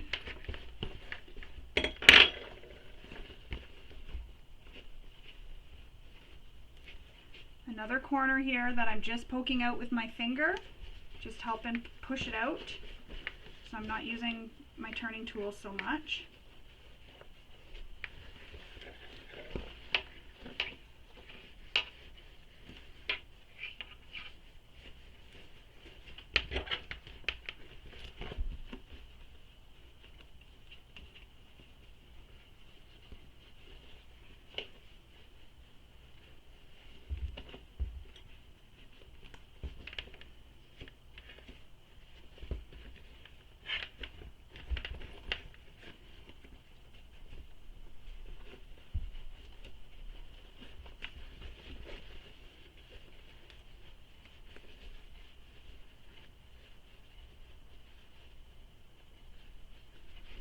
So see how they're poking out and I'm getting the nice corners or the rounded corners where I need them?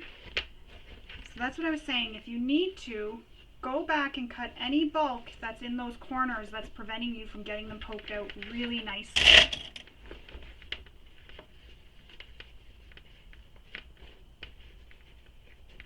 Because you want to make sure they're nice and flat and they're nice and poked out. You want to have the shape of the bag exactly as it was before we stitched these panels together. So I can see a piece here where I didn't poke it out enough, so I need to go back and poke it out just a wee bit more. So I'm going to finish doing that and then we'll come back and we will top stitch our bag. Okay, so I have turned my bag, I've pushed out all my little corners as best I could, and then I went ahead and clipped it. And you're going to notice that my bag is currently turned inside out, so the lining is facing out.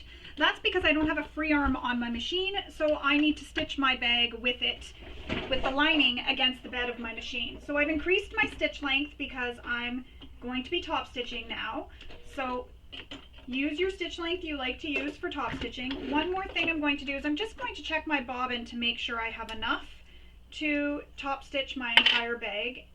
And I don't think I do. So what I'm going to do is I'm going to actually load a bobbin and come back. Sorry, I keep stopping and coming back, but I'm going to load a bobbin up so I have a fresh full bobbin for top stitching my bag because I don't want to run out while I'm top stitching, and I will be right back. Okay, so bobbin is now all filled. I'm ready to start top stitching my bag. So I've left the clips on. That was just helping hold everything for me because I can't press my bag because I used vinyl on this side, and I'm afraid that the little bit of vinyl that's showing will get hit by my iron. So I just used my clips to help hold everything in place. So we're going to top stitch around the entire top of the bag, and again, go really slow around where the angles and curves are so that you get a nice shape to your bag. Back stitch at start and stop. It's really worth the time it's going to take to go super slow around each of these curves and corners.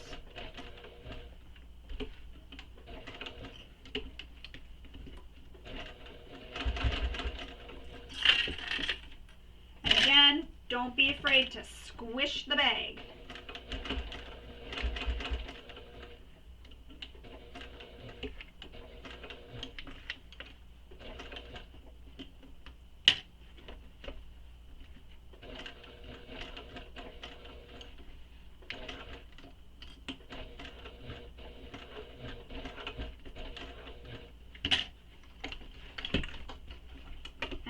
Remember, there's that D-ring there, so we want to be careful when we come close to where that D-ring is so that we keep it out of the way and we don't hit it.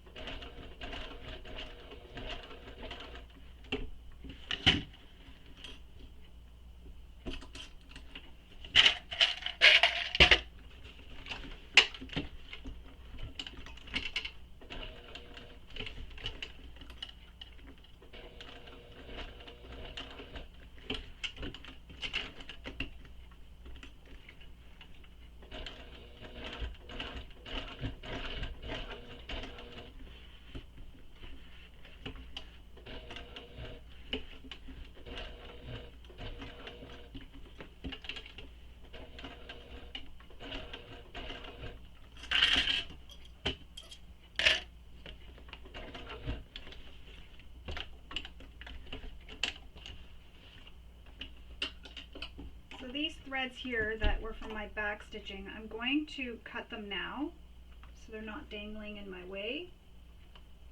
Now that I can see them a little bit more clear.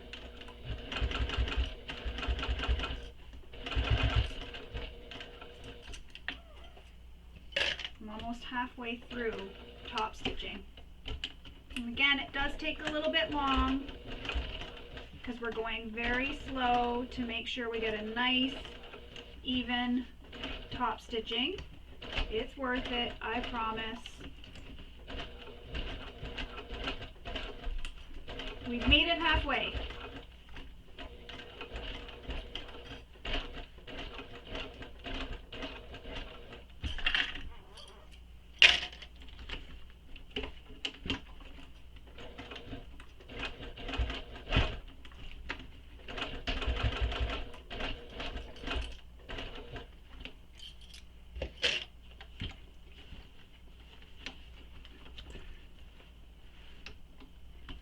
And I'm just making sure I'm repeating the same thing I did for all the sides. So the way I stitch it, just making sure, so for here, the way I went around this curve,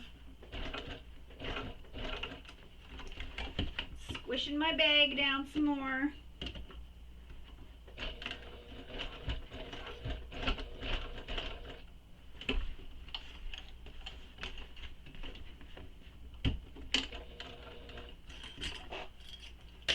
Back where this D-ring is, so I need to be very careful not to hit that D-ring. So keep the D-ring out of the way.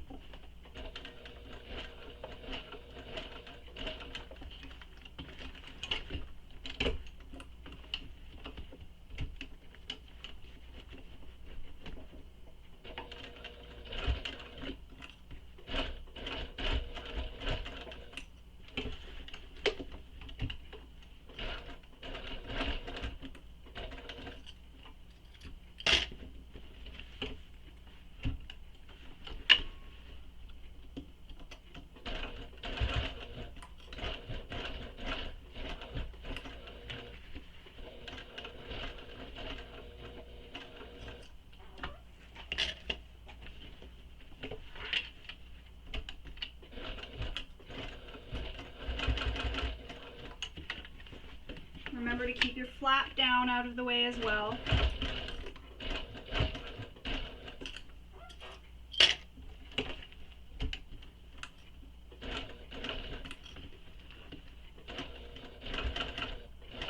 A lot to pay attention to with this bag because of all the little curves and everything, and then all the hardware.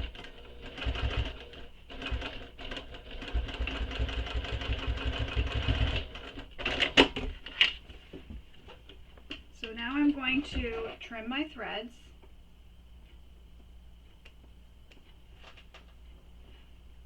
You can see a little thread here that needs to be trimmed.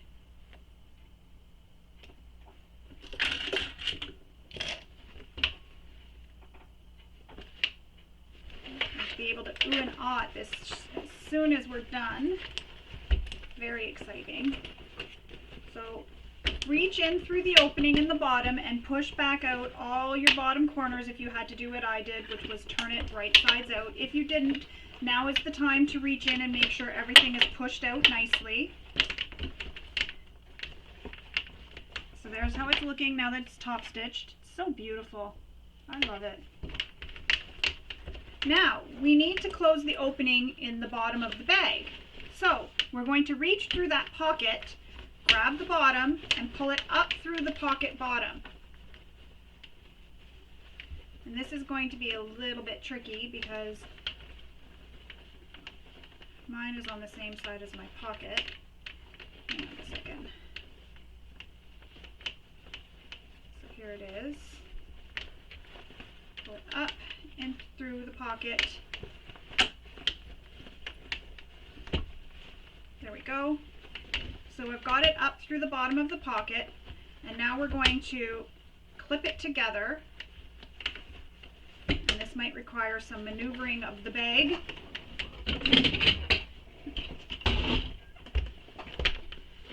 But you can do it. So find those center marks and line them up again.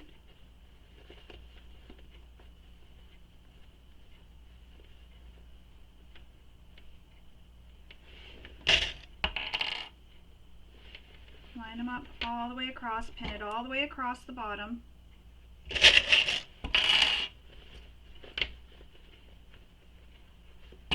And remember, I had to open up the bottom of my bag differently, but I can see where I stitched previously, so I'll know where my seam allowance is. It'll make it a little bit easier because with the pocket squishing the bottom of the bag like this, sometimes it's hard to keep that accurate seam allowance, but following along previous stitching will make it so much easier for me.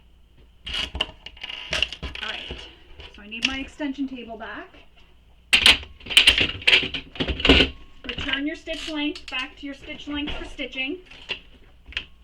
Make sure everything is out of the way, so no flap in the way, no nothing like that. And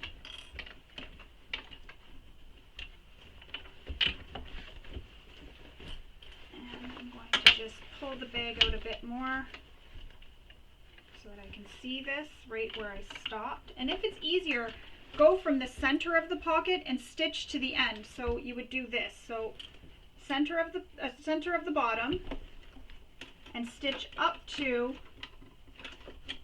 where the end is for that opening. So back stitch there.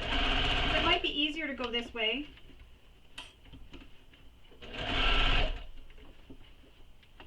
Because you can see where your previous stitches end better this way. So there's one side. Now I'm going to flip it over and start in the center again. Back stitch. Making sure my pocket or my bottom is pulled out of the pocket enough. Keep going until I reach those previous stitches where I started and stopped.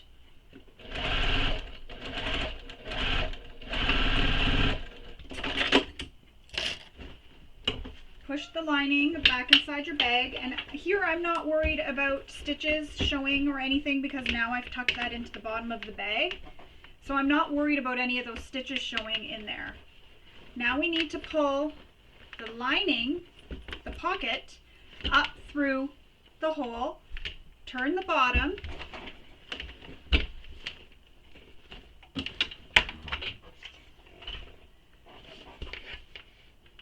so we're closing the pocket hole now, so turn the bottom of the pocket under using the seam allowance given in the pattern.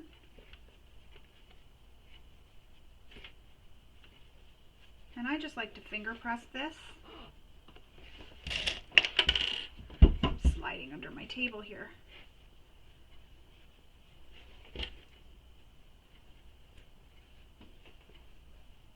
So just press this, clip it all the way across, and then we're going to stitch this opening closed. Now you can also hand stitch this. I'm going to machine stitch it just because it is in a pocket and I'm not super concerned about a pocket having some stitching in the bottom.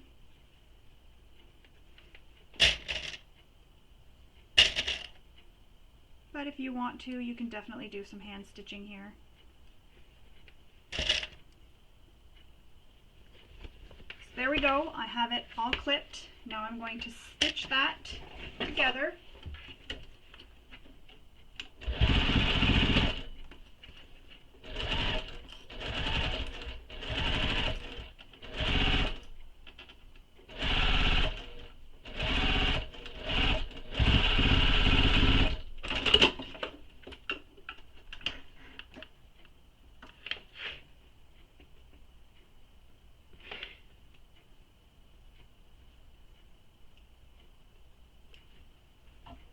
Did something funny there. That's okay. So now that pocket is closed. Push the pocket back down inside itself. Get those corners pushed in to the corner.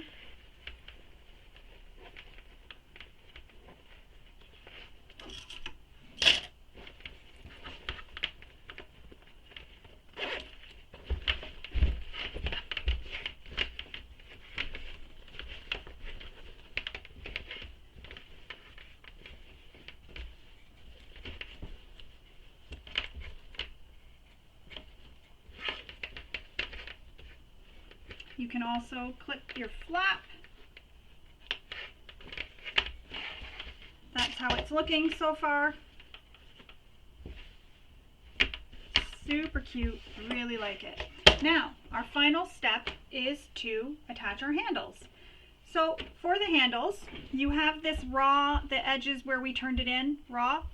What you can do is make sure that edge is facing up because you want to fold these so you enclose that raw edge on your handles. And you want to feed it up through. Add a clip. Now making sure your handle is not twisted. Again, feed it up through your hardware and bring it up. And you can measure to see if it's the same length on both sides, just so you have it at the same measurement. Just like that. So there's one. And if you want, you can also add the strap end hardware, which I will before I go and attach my rivets. Well, I'll go off camera and I'll attach my rivets and then I'll come back and I'll show you how it looks. So again, making sure it's not twisted. Now, if you don't have rivets, you can use stitching. So you can stitch across, stitch a box, and stitch a little X in these, and that'll hold them in place. There's your beautiful Pawling bag. Now, if you've chosen to use webbing and make a crossbody strap to hook onto here, the other thing I like about this is you can hook a hand sanitizer holder on the side and have access to hand sanitizer on the exterior of your bag if you don't want to use the crossbody strap. But the crossbody strap is a nice option because these are really short, so it makes it more like just like a little hook it on your arm kind of bag. This will make it more of a shoulder bag or a crossbody bag. So you need all your hardware to make a crossbody bag.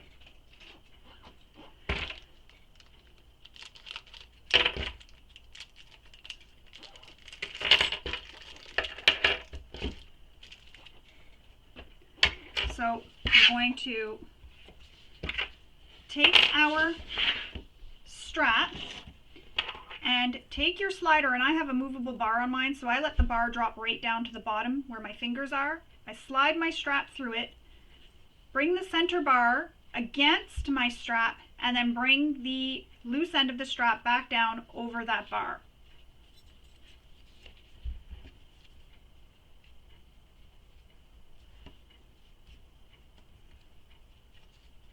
Then I'm going to clip this in place. Now I'm going to rivet this, so I will do that off camera and then I'll come back and I'll show you how it all looks. But you can sew this again with a box and an X through the box. Now we need to have our slider on.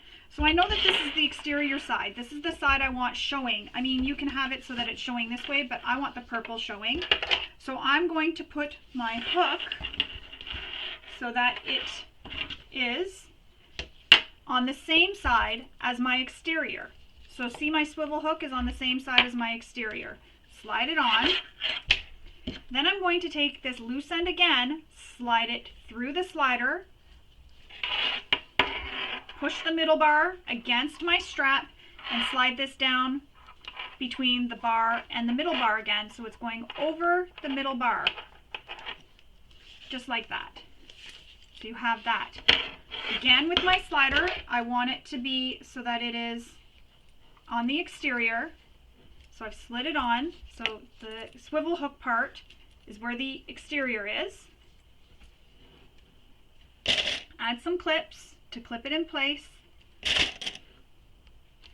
And again, sew a box with an X or just a box, whichever you prefer. I'm going to go attach some rivets. So I'll do that and I'll come back and I will show you how this all looks when it's completed. So there you go. I've attached the rivets to my handles to hold my handles on. You may have decided to sew those on. And I also riveted my crossbody strap.